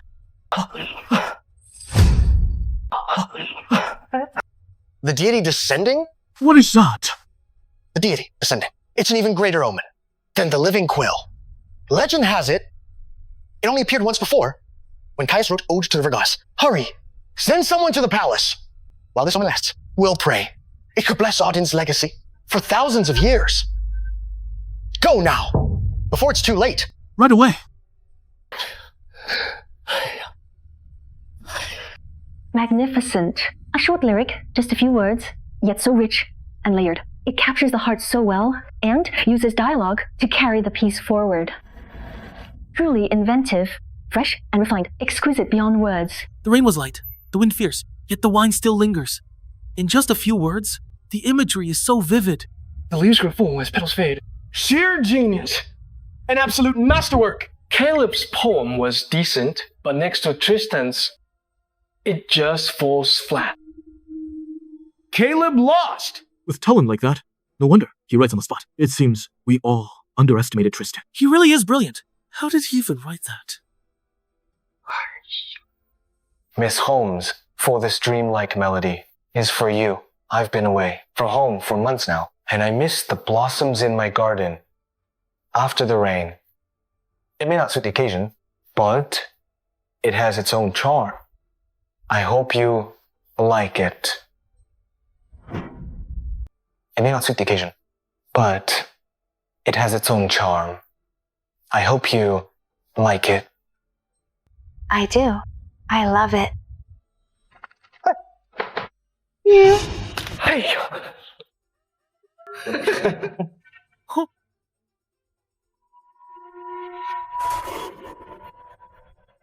Mr. Rivers, a small token as a gesture of appreciation. Another 200 taels. Thanks, Hermit of Easton. Caleb? Thank you, Mr. Rivers. I'll treasure it always. Thank you, Miss Holmes. How shameless. Don't tell me. You found this in some old book too? Yeah. Unbelievable. Truly, unbelievable. So, are you going to keep being a sore loser? Or are you going to apologize? So, are you going to keep being a sore loser? Or are you going to apologize? He's just some hick from Chuvale. How does he come up with such brilliance so easily? I learned to read at 3, to write at 5. I am Revisher's first scholar, a prodigy. How do I keep losing? To him over and over? Neil, apologize!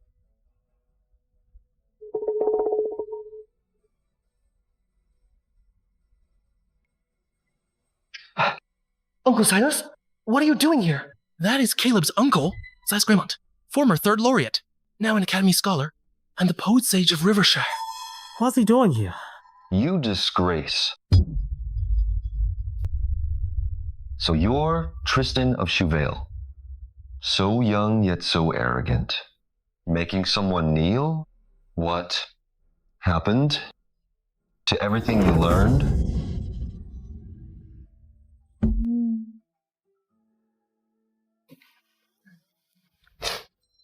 Mr. Silas, put that away first. Besides, I never said kneel and apologize. That was your nephew. He was joking with you. Why, did you take it seriously?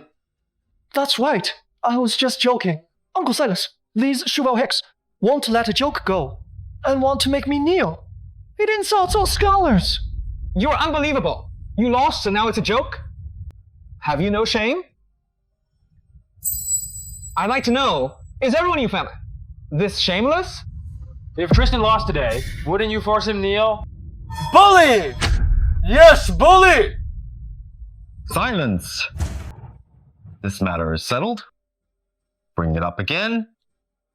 You answer to the Greymonts. The Greymonts, huh? What? Looks like you can't accept it. Fine. I'll take you on myself. If I lose, Caleb kneels and apologizes. If you lose, you kneel and apologize, and you admit both poems were stolen. Dare to accept? Do you dare? Silas is taking on Tristan himself, the poet sage, a 3rd laureate. This is punching down. These aristocratic families, absolutely shameless. Exactly. Ha! So you don't... Let it go then. Let's go. You're on. But since you came at me personally, if you lose, just him kneeling isn't enough. Both of you kneel and apologize. How bold! You dare ask me to kneel to you? What's the matter? Do you think you will lose? Everyone is watching. I won't back down. Fine. You're on. I refuse to believe that the poet sage of Rivershire could lose to some kid. Your nephew just now felt the same way. Punk, you may be talented, but these past few days, I've polished several poems. I will beat you. Mr. Rivers, Mr. Silas, forgive the interruption. I'm Maisie Shaw. You're competing in poetry. Might I ask for one? The poems I prepared have nothing to do with snow or plum blossoms. What do I do now? Maisie Shaw, head of the 12 Beauties, asking for a poem? After Song of Fair Splendor and Dreamlike Melody, Miss Mayer and Miss Holmes both saw their fame soar. Maisie won't be outdone. She asked them both, but only looked at Tristan. It's obvious who she really wants it from. Oh my, the great poet sage just got ignored. But can Tristan write something? It was good as the first two? Lightning rarely strikes thrice. I doubt it. Tristan, step back. Step back. I can still keep this up. Mr. Rivers, I have a little something for you. Another 200 taels. I'm rich. More money. That's 600 taels now. Uncle Silas, these courtesans are beneath you. Don't stoop to her level. Wait for Tristan to finish, then crush him. And show that woman what a true poet sage can do. Naturally, Since you are being so gracious, I could never refuse. Pardon my humble attempt. Ilias. Yes? Write on my behalf. What a fraud. He's actually faking it. Plum and Snow vie for spring, neither willing to yield. Plum and Snow vie for spring? He opens by giving Plum and Snow. Human nature. Brilliant. The poet sets down his brush, at a loss to judge. The poet at a loss to judge. Since ancient times, scholars have debated snow against plum blossoms. With no clear winner, this single line captures an age-old debate. Plum must yield to snow in whiteness, yet snow must bow to plum in fragrance. What a line! Plum must yield to snow in whiteness. Snow must bow to plum in fragrance. Wonderful. Oh, wonderful! What a poem! Plum yields to snow. Snow yields to plum. Wonderful. How wonderful. Oh, shut up! Plum and Snow, each has its strengths, yet each its flaws. He takes that straight to the heart of it. Powerful, profound. These two lines will surely come. Timeless versus Tristan. What a talent! Brilliant! What a poem! Thank you, Mr. Rivers. More timeless brilliance. This branch, how is his mind that sharp? Mr. Silas, your turn. 3 times I'm in it. Why did that courtesan have to ask for a poem? She ruined everything. Uncle Silas, your turn. Shut up. Look at that! What is with Silas's face? What do you think? To top Tristan's poem, he's panicking. Plum must yield to snow in whiteness. Snow must bow to plum in fragrance. After those lines, if he wants to come up with something, even if he's the poet's sage, he would be racking his brain. Racking his brain, indeed. Tristan, a once-in-a-generation talent, my idol. Plum yields to snow, snow yields to plum. Plum, snow, plum. How on earth do I top those 2 lines? Mr. Rivers? I'm Gina Chevalier. May I have a poem? Mr. Rivers, I'm Shelby Bishop. I'd like one too. Me too, me too. And me, Mr. Rivers. Me too, I was first. I was first. Okay, 500 tails. Look at that! 9 beauties all fighting for a poem. Ah, that's never happened before in Moonwind House history. And that's what this meant to the others. Already taken care of. Otherwise, all well. We'll be asking at once. In all of Doucet, this is a first! Tristan, I'm green with envy. So the first 3 We're passable, I suppose. but the rest might not live up to them. Oh, will you shut up? Tristan, just keep up the standard. Write 9 more. And your name echoes across Doucet. It will be legendary. Shush. 9 more? Talk about overconfident. This many people, this much money, enough for me to coast and juice it in 3 years. Ladies, so no need to rush. Everyone gets one.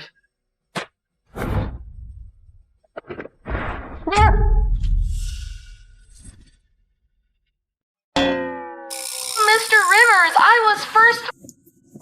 Me too, Mr. Rivers. We were first, Mr. Rivers. Ladies, no need to rush or panic. Everyone gets one at a time. Me first, me first. Elias, write for me. Got it. Oh, first one. Me first. Gina goes first. For Gina Chevalier, a bright moon parts the branch, startling a magpie. A cool breeze stirs the midnight song of cicadas. Startled magpie, singing cicadas? What imagery? In fields of fragrant rice, they speak of harvest. A chorus of frogs fills the air. 8 stars hang beyond the sky. 3 drops of rain fall before the hills. The path turns at the bridge, and there it appears. Wonderful!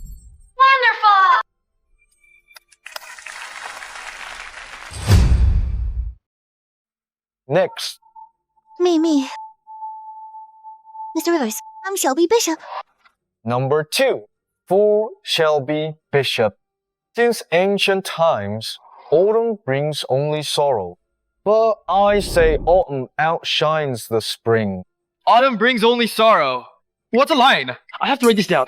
Me too. I'm writing it down too. A lone crane soars above the clouds, lifting the poet's spirit to the azure sky. Wonderful! Mr. Rivers, I'm Evelyn Hewitt. For Evelyn Hewitt, in the azure sky, a golden carpet of leaves, autumn colors ripple the waves, and a cool mist rises green. A cool mist rises green. Hills catch the fading sun, where sky meets water. Thank you, Mr. Rivers. What a poem. What a poem. For Sandra Holloway, a thin mist, heavy clouds, a long day steeped in sorrow. Incense fades in the gilded beast. Don't say the heart's unmoved. The west wind stirs the curtain. She's thinner than the bloom. A hunting fragrance lingers. What a poem. Thank you, Mr. Rivers. What a poem! Wonderful. Next, for Yvonne Zeller. Sunlight strikes the peak. A purple mist is born.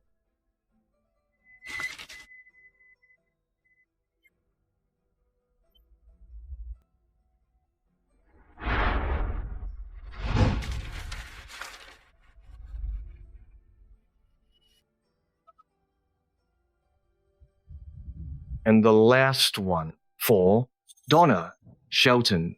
North wind snaps the grass. Snow falls in midsummer, as if a spring breeze swept through overnight, draping every tree in pear blossoms. Wonderful, wonderful. Wonderful. What a poem!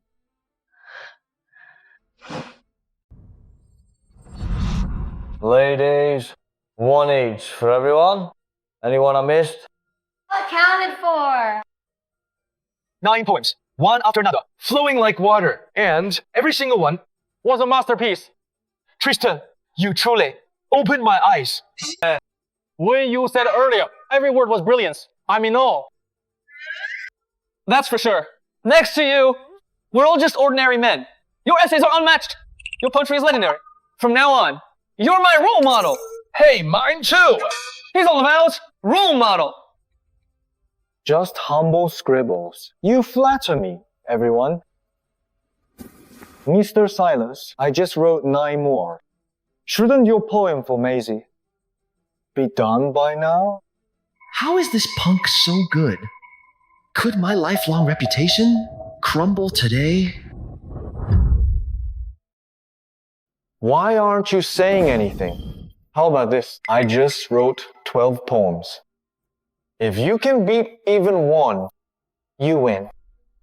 How about it? Beat one? Which one? Which one could I beat? A bright moon parts the branch, startling a magpie. A lone crane soars above the clouds, draping every tree in pear blossoms. Every single one is a timeless masterpiece. How could anyone beat that? Still nothing? You're not going to write one and just make me kneel? Christian wrote 12 on the spot. Mr. Silas, you're his elder. Even if you wrote just 1 and 1, it wouldn't be a proud victory. That's not a concession. That is pure humiliation. Exactly. Look at him. He can't write a single one. And they call him the poet sage of Rivershire. If you ask me, it's all hot air. Am I right? Fraud. Yes, fraud.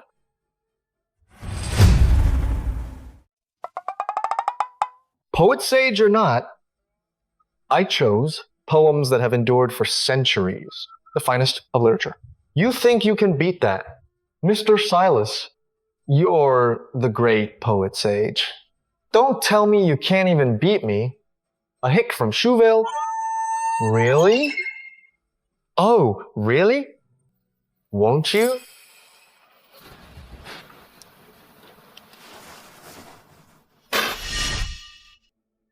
Uncle Silas? Uncle Silas! Mr. Sir! Someone get a physician! Mr. Sir! Someone get a physician! He's faking it. Can you believe this guy? Tristan! What is that? Why is it so bright outside? This is the deity descending. It's a celestial phenomenon, even rarer than the living quill. This is Imperial, the deity made manifest. Everyone, kneel, pray to the deity to bless us at the court exam. Yes! Bless us at the court exam. How is this possible? Look! The deity descends! This is the deity descending!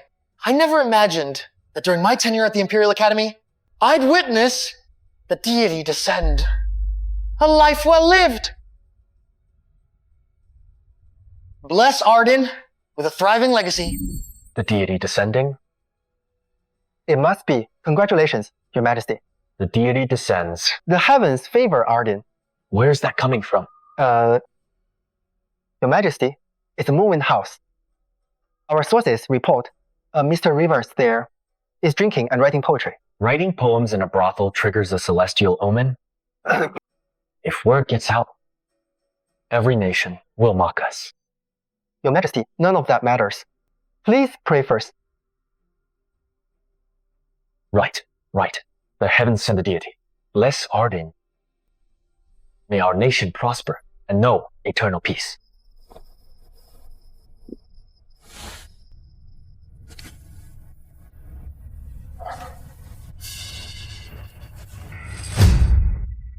How is this possible? What makes you worthy of the deity descending? You! Caleb, I never provoked you, but you kept pushing me. Is any of this my fault? Exactly! Rivershare's so-called great families and scholars. These are all bark, no bite, and soldiers on top of it. Tristan, summon the deity to bless Arden's legacy. How dare you question that? Get out! He's right. Don't take the deity's sacred moment. Yes, or get out! Shut up! Tristan, this isn't over. Not even a little. Can you believe this guy? Mr. Rivers, 12 poems in one night, and you brought forth the deity. You've brought the place great honor. This is a gift from Moonwind House. Please accept it. But didn't they already? That was from the ladies. This is from the house. They are separate matters. Impressive. This much? 3,000 taels. Mr. Rivers, this comes from the owner. Your talent is worth far more than this. I hope it's not too little. Not at all. 3,000 taels? Moonwind House is generous. That's nothing. 12 masterpieces, outshining the first scholar. The poet sage, speechless. That's worth far more than 3,000. With the deity descending, storytellers will make this into an epic saga. Moonwind House's name will skyrocket. Good point. Tristan's talent leaves me in the dust. Mr. Rivers, we have fine suites here. Would you care to stay the night? Share poetry with the ladies and enjoy the evening. Stay, Mr. Rivers. Sleep here? No, not ready for that. Not happening. Thanks for the kind offer, but I've had way too much to drink. If I stayed, I'd embarrass myself. I'll pass. That's fine. In that case, I'll have a carriage. Take you home. The owner's idea too. Please don't refuse it. It's right outside. After you. Miss Stewart, right? Yes. Let me give you a poem too. For me? Another poem. Write it down. Quick. A gentle rain falls on the city streets. Grass seen far, lost up close, the finest time of year. Nothing beats the willows lining the Imperial City. What poem? Yes, what a poem. Mr. Rivers, wait for me. Nothing beats the willows lining the Imperial City. Timeless lines, just like that. What brilliance! The deity come to life! The deity come to life! Horace, Tristan's talent is unmatched. He even summoned the deity. Perhaps you should say a few words. Otherwise... Otherwise what? He's showing off because he knows I'm here. He wants to cozy up to me. If I go there, I give him what he wants. Well? Besides, to join the military families, talent alone won't cut it. He needs to fall in line. Your Highness, are we still meeting him? Of course. The deity descending. In all of history, only Caius matched this. This man will surely become the greatest literary voice in Arden, if not beyond. This man will surely become the greatest literary voice in Arden, if not beyond. If he joins His Majesty's side, he could rally every scholar in the realm to abandon both factions and pledge loyalty to the throne. Let's meet him right now. Let's go. Very well. Latest news. That punk wrote poems at Moonwind House and made thousands of tales. What? Thousands of tales? Poetry pays that well? Boss, maybe we should start reading. Please, you think you've got the brains? The client said kill the man. The money's all ours. Thousands of tales? Oh, laws. We're set. Here he comes. Mr. Rivers, you must come back often. Next time something like this comes up, count me in. Sneaking around this late. Are they after me? Not sure yet, but I can't let my guard down. After all, plenty of people want me dead right now. Miss Stewart, come here. Could you help me with something? Of course. Mr. Rivers, get on the carriage. I'll be right back. Come with me. Could you help me with something? Of course. Mr. Rivers, get on the carriage. I'll be right back. Come with me. Stay sharp. Get ready. What about the others? To avoid loose ends, kill them all. Your Highness, a few masked men. Just follow Tristan. What? Why didn't you go after them? Please calm down. Our orders are your safety. We can't leave you. Oh no. Go after them. All's calm tonight. Watch for fire. Tristan, come out and die.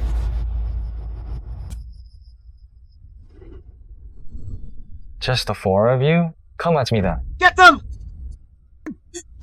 Hey, get them! Ambush! Tristan, these men really were after you. The aristocratic families want you dead. Tristan, good thing you were ready. Otherwise, we'd be done for. You tried to kill me? Take that! And that! And that too! Oh, I'm coming. Take that, Tristan!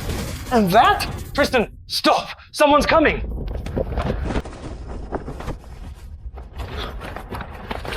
Get up! This! Greetings, Your Highness. I'll hail the Grand Princess. The brat can handle himself. I worried for nothing. Talk.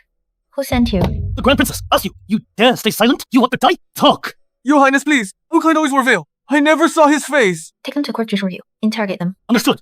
Move! Thank you, Your Highness. You fool. Leave us. I need a word with Tristan. Yes.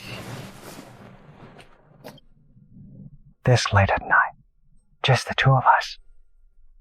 What did you want to say? You? Why are you dressed like that?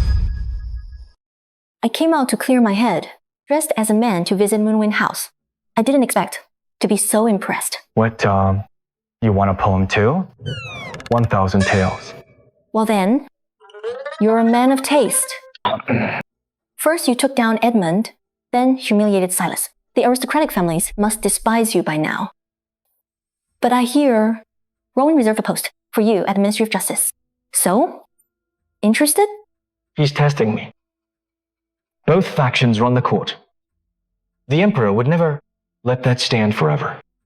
In that case, it's only thanks to His Majesty that I survived and made the court exam. I am his to command. Whatever His Majesty asks, I'll do it. You're a sharp one. Then, I'll be blunt. Both factions control the court and even sway the throne. Damien's had enough. He wants to elevate scholars like you, clean backgrounds, real talent. For you, This is a once-in-a-lifetime chance. I won't let it go to waste. I've seen plenty of men who swear loyalty, then run to factions. What Damien and I want isn't empty promises. We want proof. Strong winds show sturdy grass. Hard times show loyal men. Give me some time. I'll deliver proof that satisfies you. Strong winds show sturdy grass. Hard times show loyal men. You have your time. Safe travels, Your Highness. With this token, it is as if I'm there. Next time you're in trouble, use it. Thank you, Your Highness. Don't you dare let Damien and me down.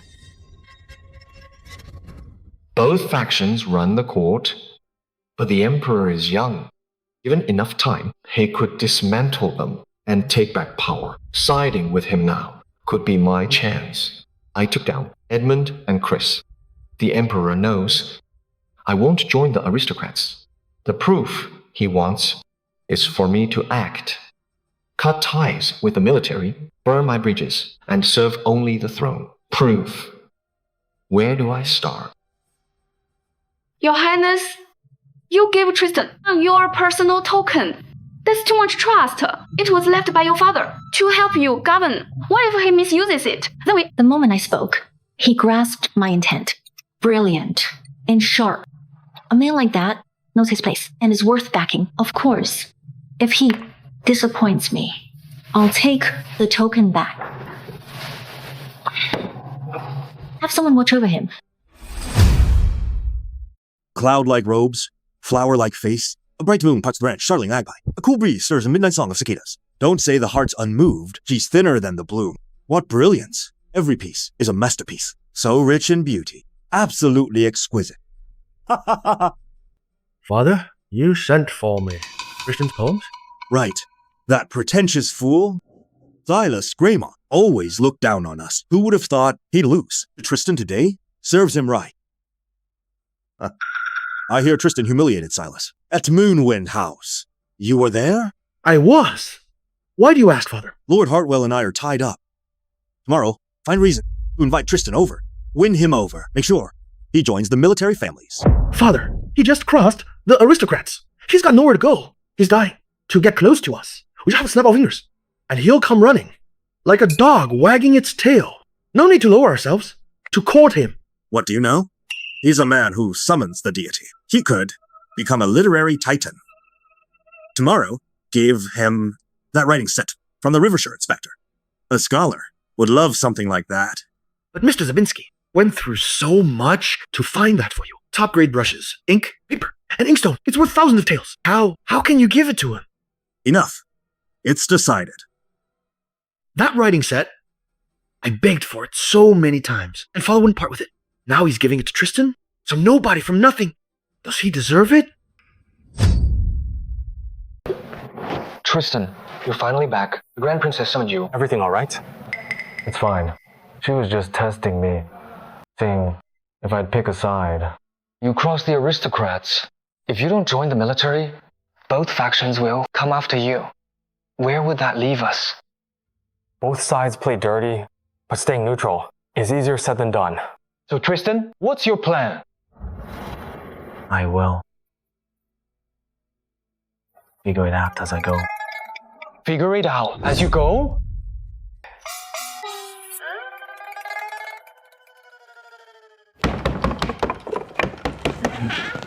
Morning. Tristan Rivers? My master invites you. And your master is? The acting minister of justice, Lord Jensen's son. Horace Jensen. I've heard of you. Tristan. From now on, serve the military families. Well, my father and my uncles will have your back. It's him. The thing is, I drank too much last night. I'm not feeling well. Punk, my master honored you. Don't be ungrateful. Let's go. Horace really thinks I'm his lapdog already. Forget it. The princess's token is a lifeline in a crisis. Best not to use it lightly. Let's go! Horace, you're right. Tristan is a nobody with no connections. Joining the military families? Not that easy. We gave him his chance. Whether he takes it is up to him. John, Tristan is here. Smart enough to show up. I'm still young. Not sure I can handle this. Mr. Jensen, what can I do? For you, I say you can handle it, so you can handle it.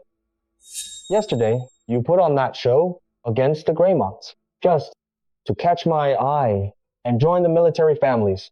So today, I'm giving you that chance. The Grand Princess tried to recruit me. Why would I need you?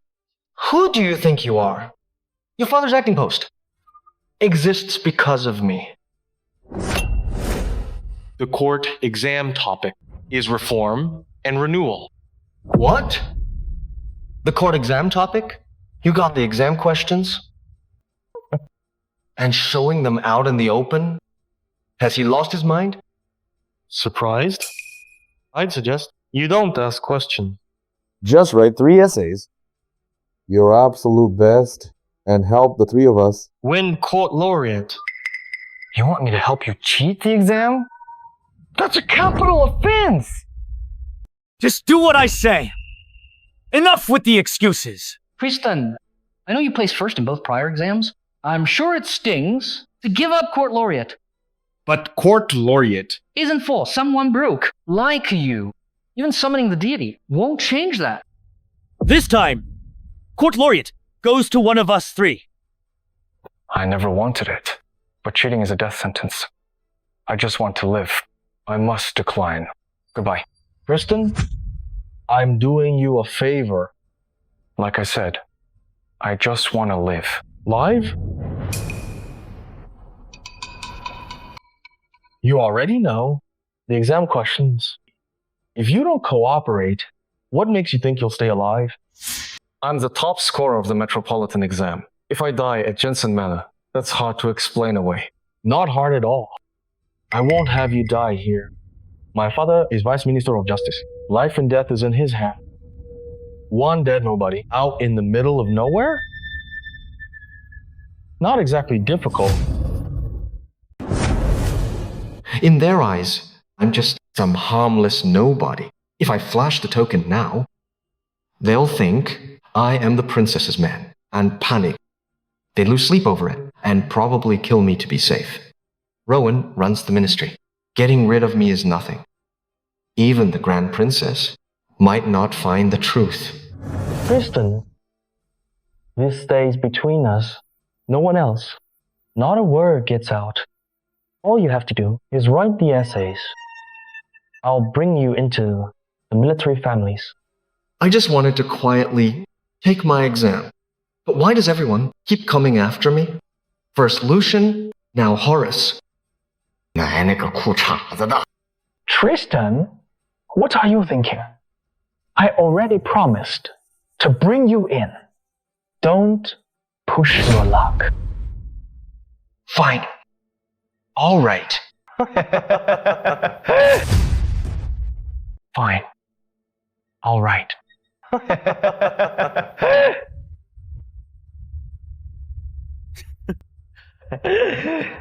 That's more like it.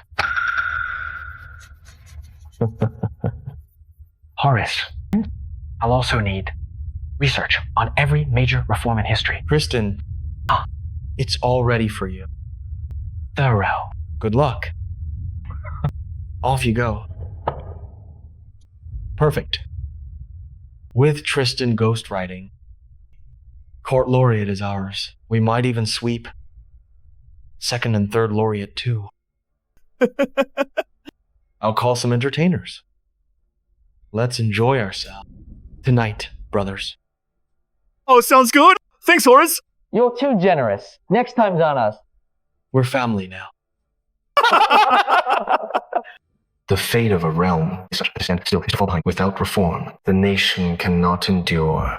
Propose a strategy for reform and renewal. I was wondering how to give the Emperor and Princess their proof. If I can use this cheating scandal to bring down Rowan, a military family leader, wouldn't that be proof enough?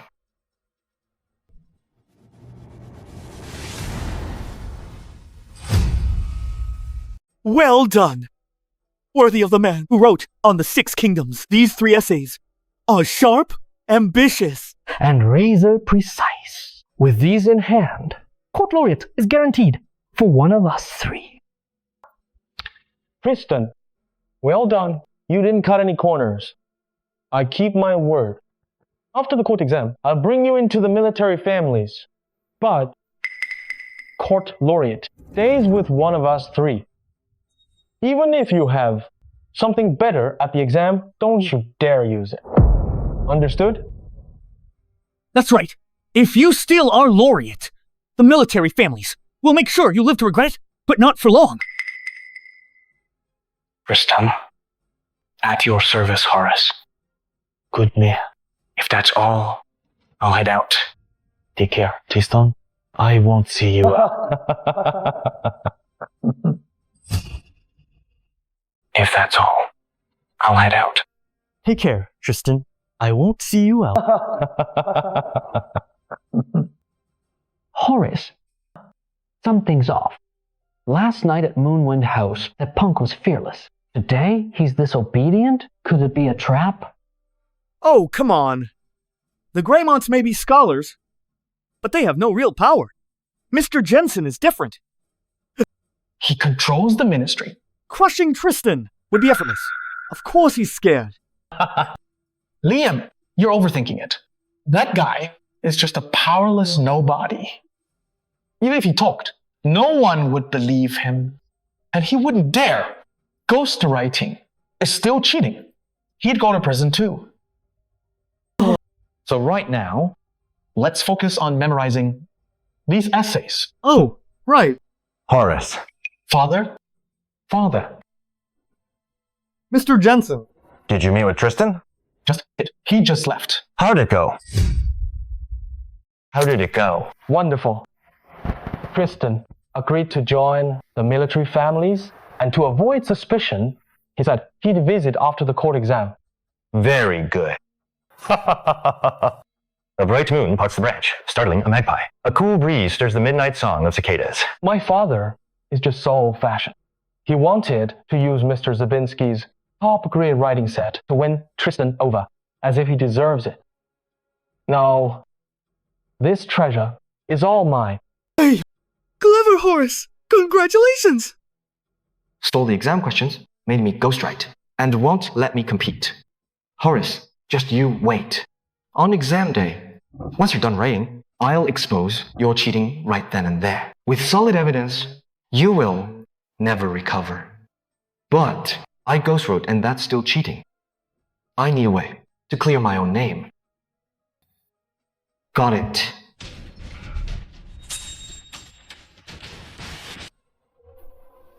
Tristan!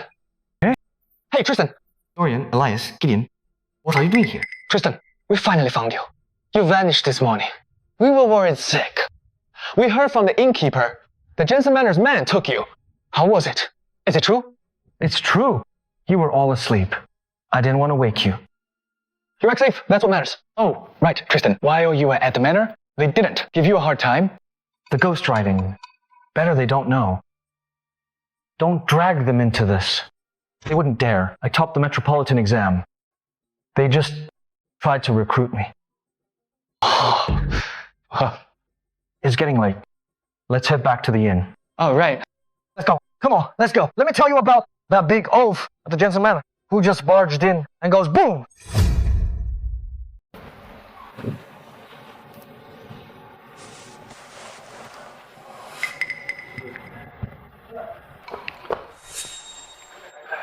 Tristan, don't forget what I said.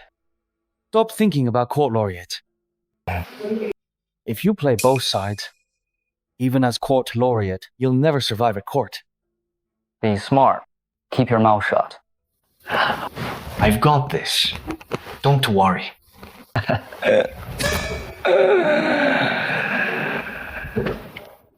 Whether I'm Court Laureate doesn't matter. But you 3 are done for. Tristan? What was that about? They're just still trying to recruit me.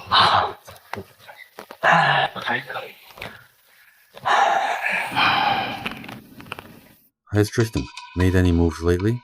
Not yet. He crossed the aristocrats. Cutting ties with the military takes real courage. Has Tristan made any moves lately? Not yet. He crossed the aristocrats. Cutting ties with the military takes real courage. If he truly serves the throne, I'll grant him the highest honors. I hope he doesn't play both sides and disappoint me. Otherwise... Your Majesty, it's nearly time. Shall we proceed? Yes. Very well. I have a meeting today with the Western envoy. I'll take my leave.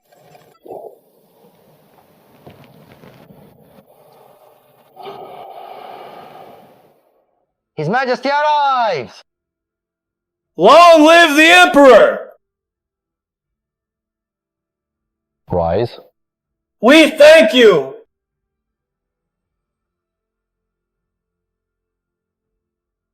Let us begin. The court exam starts now. Distribute the questions.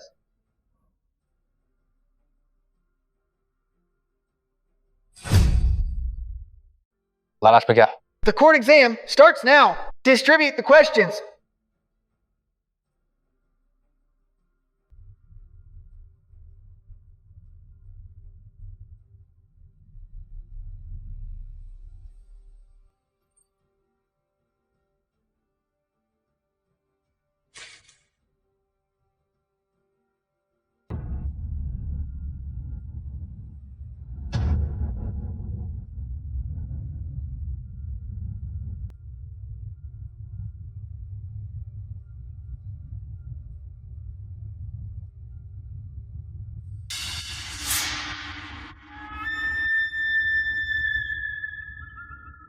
It really is on reform. Horace, the three of you are finished.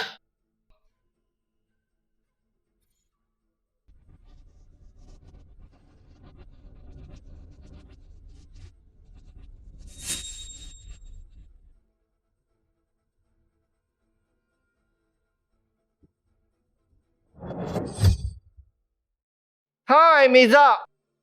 Stop writing. Collect the papers.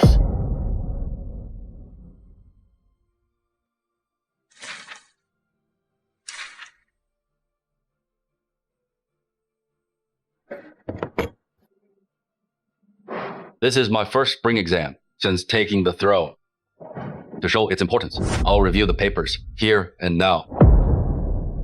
Alaric, read them aloud. As you wish, Your Majesty.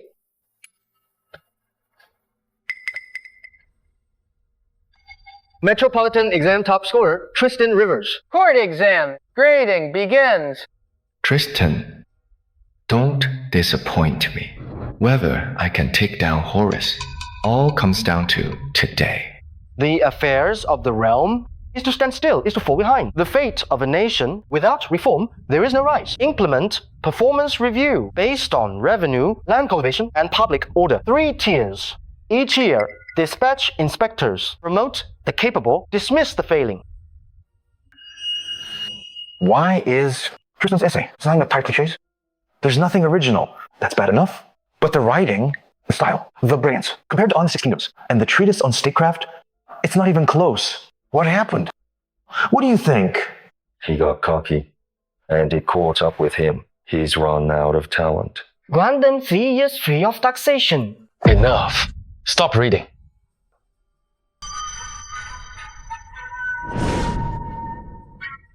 Tristan, what is this? I had such high hopes for you, and this is what you wrote? Please calm down. Tristan, answer my question. Tristan actually listened. I was worried. He'd play both sides. Horace, what do you think? To bring him into the military families? We'll see. To keep him in line, don't feed him too much at once. Brilliant, Horace.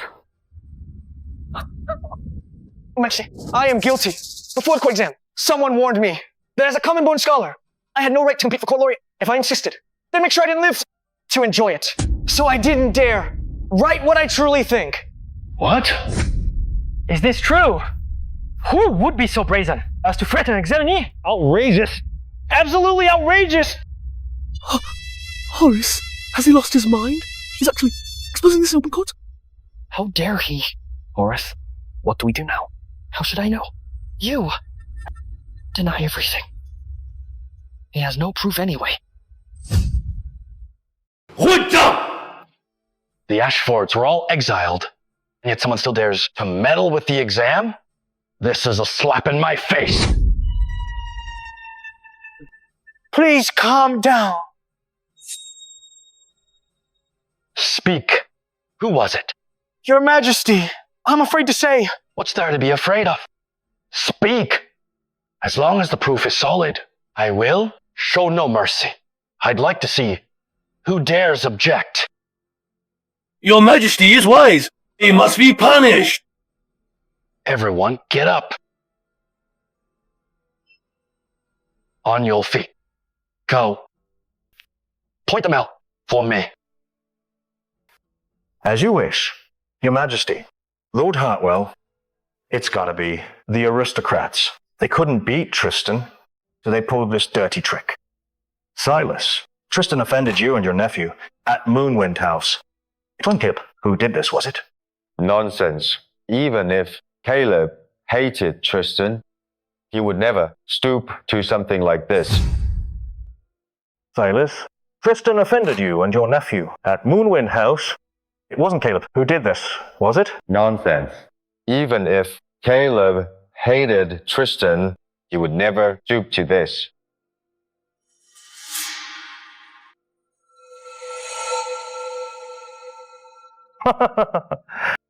So it was your nephew. Silas, stop making excuses.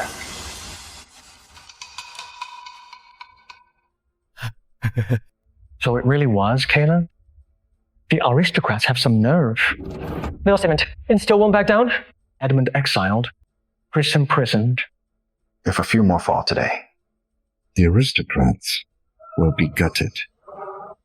He just joined our side, and he's already this useful. From now on, we need to groom him well. Tristan mine joined the military.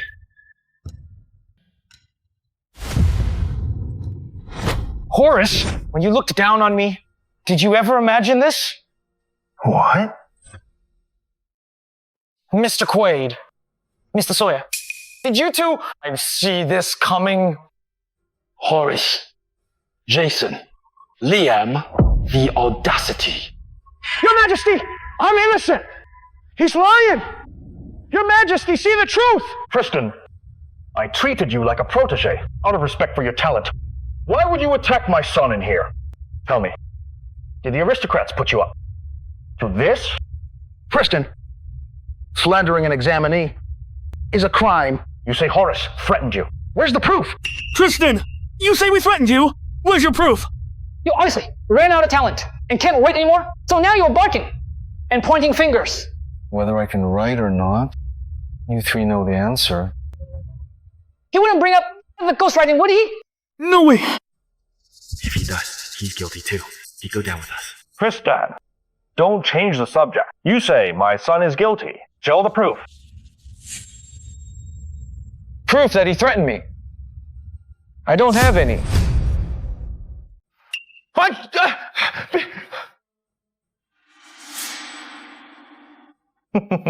You insolent brat. No proof? Yet you dare accuse examinees in here? This is treason. Your Majesty, please throw him in prison. Next thing you got him. But I do have proof that all three cheated. He's lying! Cheating? Is that true? Threatening Tristan to hold him back? That's a crime, but it's just disrupting the exam. But cheating? That's a capital offense. If Tristan can actually prove it, not just Horace goes down, the entire Jensen family goes down with him. Utter nonsense. The Jensen family has the strictest standards. My son would never. Your Majesty, it was those three. They threatened my life and forced me to ghostwrite 3 essays. Also, they stole this exam's questions and boasted they take not just court laureate, but second and third laureate too. All for the military families. Stolen exam questions. Is this for real? That is far worse than plagiarism. If it's true, who knows how many will be dragged down? A bloodbath. Heads will roll. Your Majesty, this is slander! My family has been loyal for generations. He is framing us! Your Majesty, my son may be reckless, but he would never commit such treason. I beg you, see the truth. Tristan, what did I ever do to you? Why are you trying to destroy my family? Your Majesty, if you doubt me, have the papers brought out. I can recite them on the spot. How dare you! Someone, fetch the papers.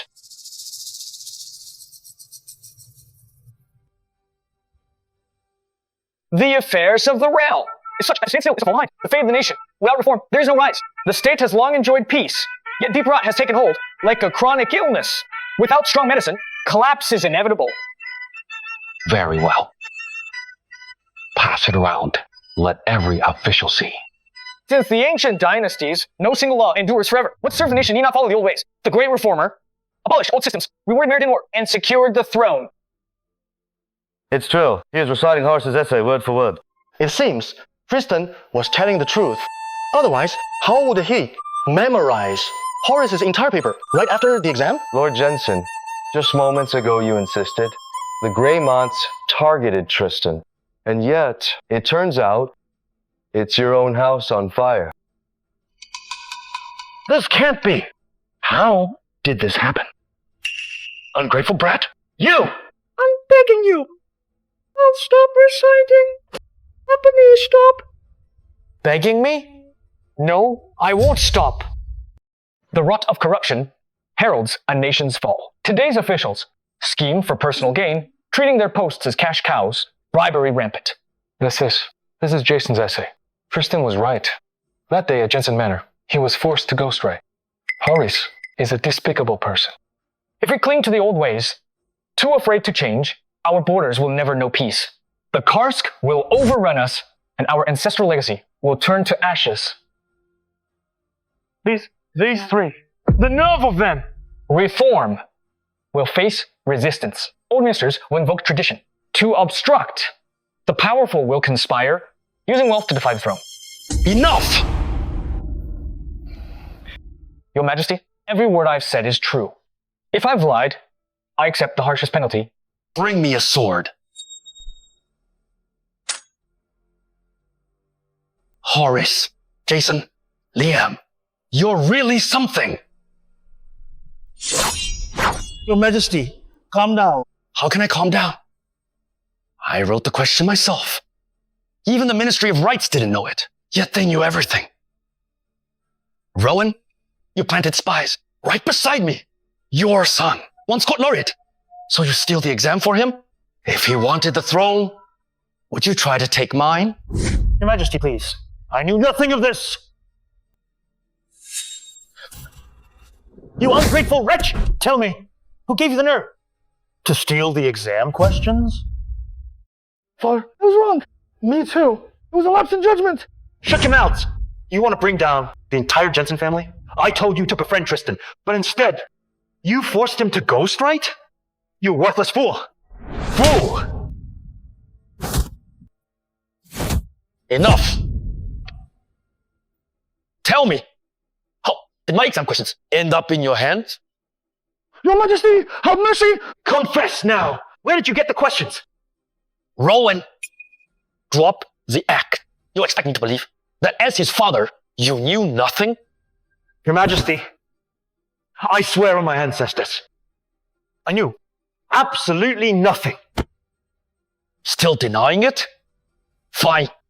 I'll put you somewhere else and see how long you last. Guards!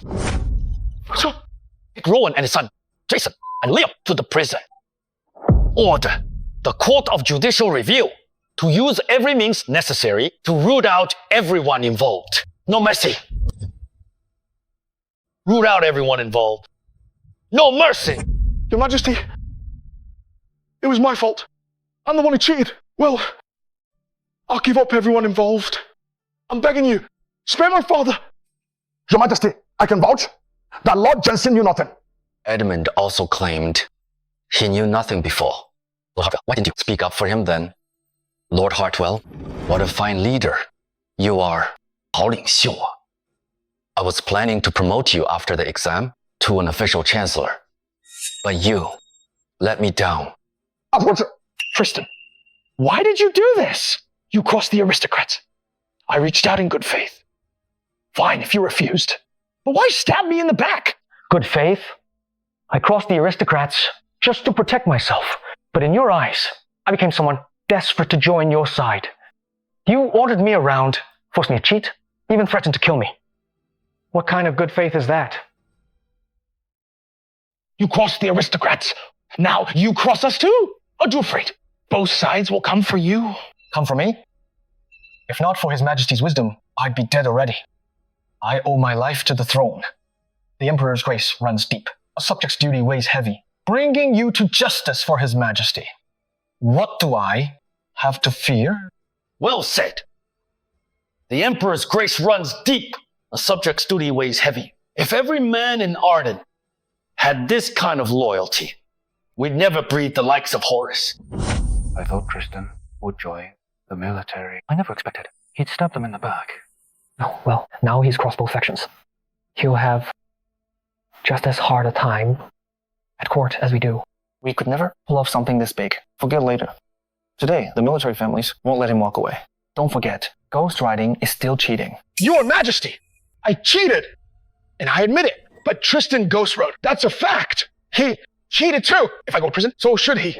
Tristan, if I'm going down, you're coming with me. That's right, Your Majesty. Horace is beyond forgiveness. But Tristan is complicit. He must be punished. Just as I thought, the military is retaliating. Your Majesty, Tristan was coerced and exposed the crime. He should receive credit to offset his role.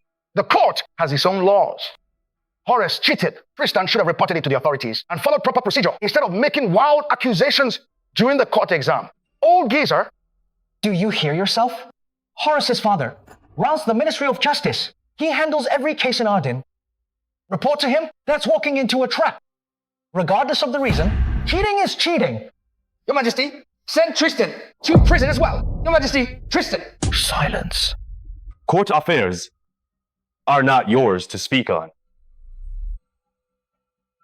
Your Majesty, I second the motion.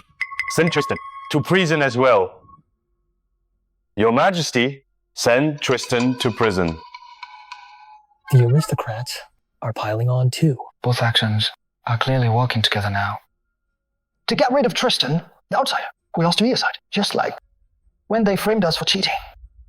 Your Majesty, send Tristan to prison.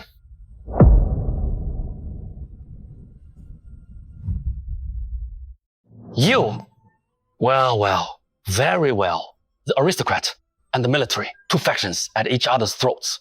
Yet here, you agree for once, so eager to crush the one man loyal to me, so you can keep running this court forever? Your Majesty, please, I am simply following the law. Your Majesty, the scholars are watching. If cheaters go unpunished, the court loses its authority, and the exams lose all credibility. Your Majesty, punish Tristan. Punish Tristan Rivers! Damn it. I finally find a brilliant mind, loyal to the throne. And before he even takes office, he's about to be destroyed. Tristan, you put me in prison. You ruined my future. You won't get off easy either. We go down together. Drag me down? In your dreams. I may not have reported it, but I wasn't acting recklessly. I was following orders. Nonsense! You didn't report it. Whose orders? The Grand Princess. I told the Grand Princess about this. To secure the evidence, she ordered me to lie low and reveal everything after the exam. The Grand Princess? Who do you think you are? As if you know her, Your Highness. Silence. True or not, summon her and we'll have our answer. Don't you dare run your mouth. Summon the Grand Princess. Tristan is clever, using Celine to save himself. Mr. Lyle, hold on. Your Majesty, if Her Highness gave Tristan orders, he can produce the written decree. No need to trouble Her Highness in person. How dare you? Julian, what are you implying? Your Majesty, Tristan is very talented. Lord Hartwell worries the Grand Princess might shield him out of admiration. You. Mr. Greymont's words are exactly my concern. If Tristan acted on orders, then show us the decree. Prove it. Very well then. Fine. Your Majesty, have Tristan show proof. Otherwise, they're skulling around. We'll suspect Your Majesty and the Princess of covering up cheating, damaging the throne's dignity. What do I do? The time's imminent. Both factions joining forces, determined to destroy Tristan. A written decree? A decree? I don't have one. A decree? I don't have one. See? He's lying!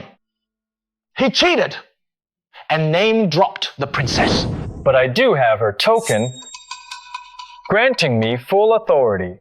Here's my proof. Is that really is the Grand Princess's governing token? Damn it. I never imagined Celine gave him the token. Let them try to argue now. Your Majesty, the princess said the exam leak came from inside your circle. She couldn't risk a warning and needed solid proof before reporting to you.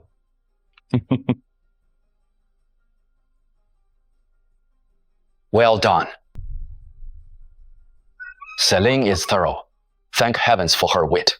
If she told me sooner, I'm afraid certain thieves would have slipped away. This governing token was given to Celine by our late father on his deathbed. If I recall, Julian and Silas were both present. Come, take a good look. Is it a fake? It's genuine. Silas, explain to me the source of this token. Where the token goes, the Grand Princess is present. Sword of treason, it grants full authority over any matter. Tristan, is this treason? Tristan, is this treason? No. Then he put himself at risk to secure proof of cheating. Does that fall within the token's authority? It does. Then, who still objects? It were objections. Horace, anything left to say? How did you get the Grand Princess's backing? No wonder. And you weren't afraid. And we thought he had nowhere to go but military families. Horace, we underestimated him. We really did. Take them away. Your Majesty.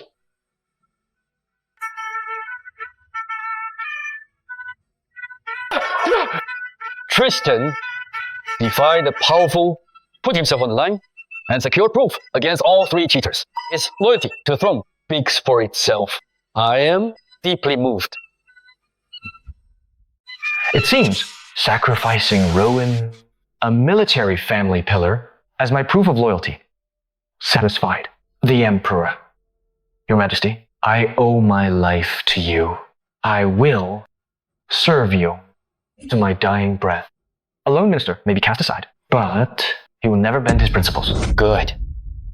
Well said. A lone minister may be cast aside, but never bend his principles. This court is rife with factions and self-servers.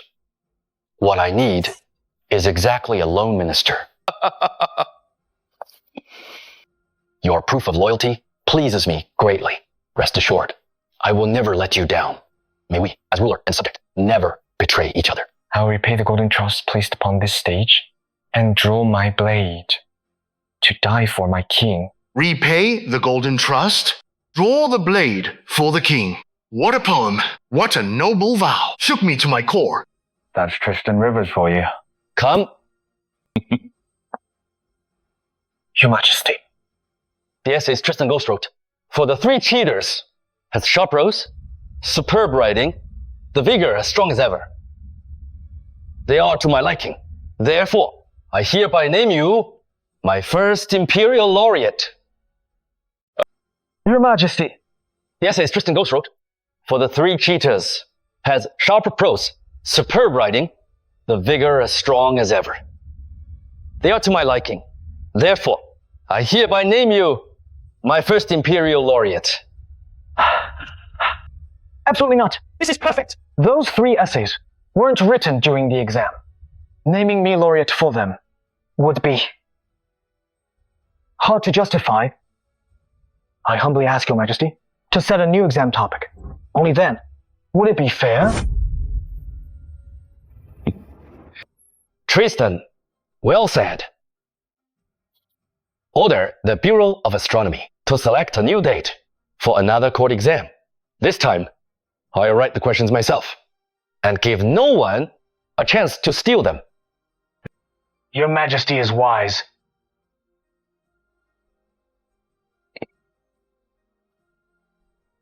Tristan Rivers, are you ready?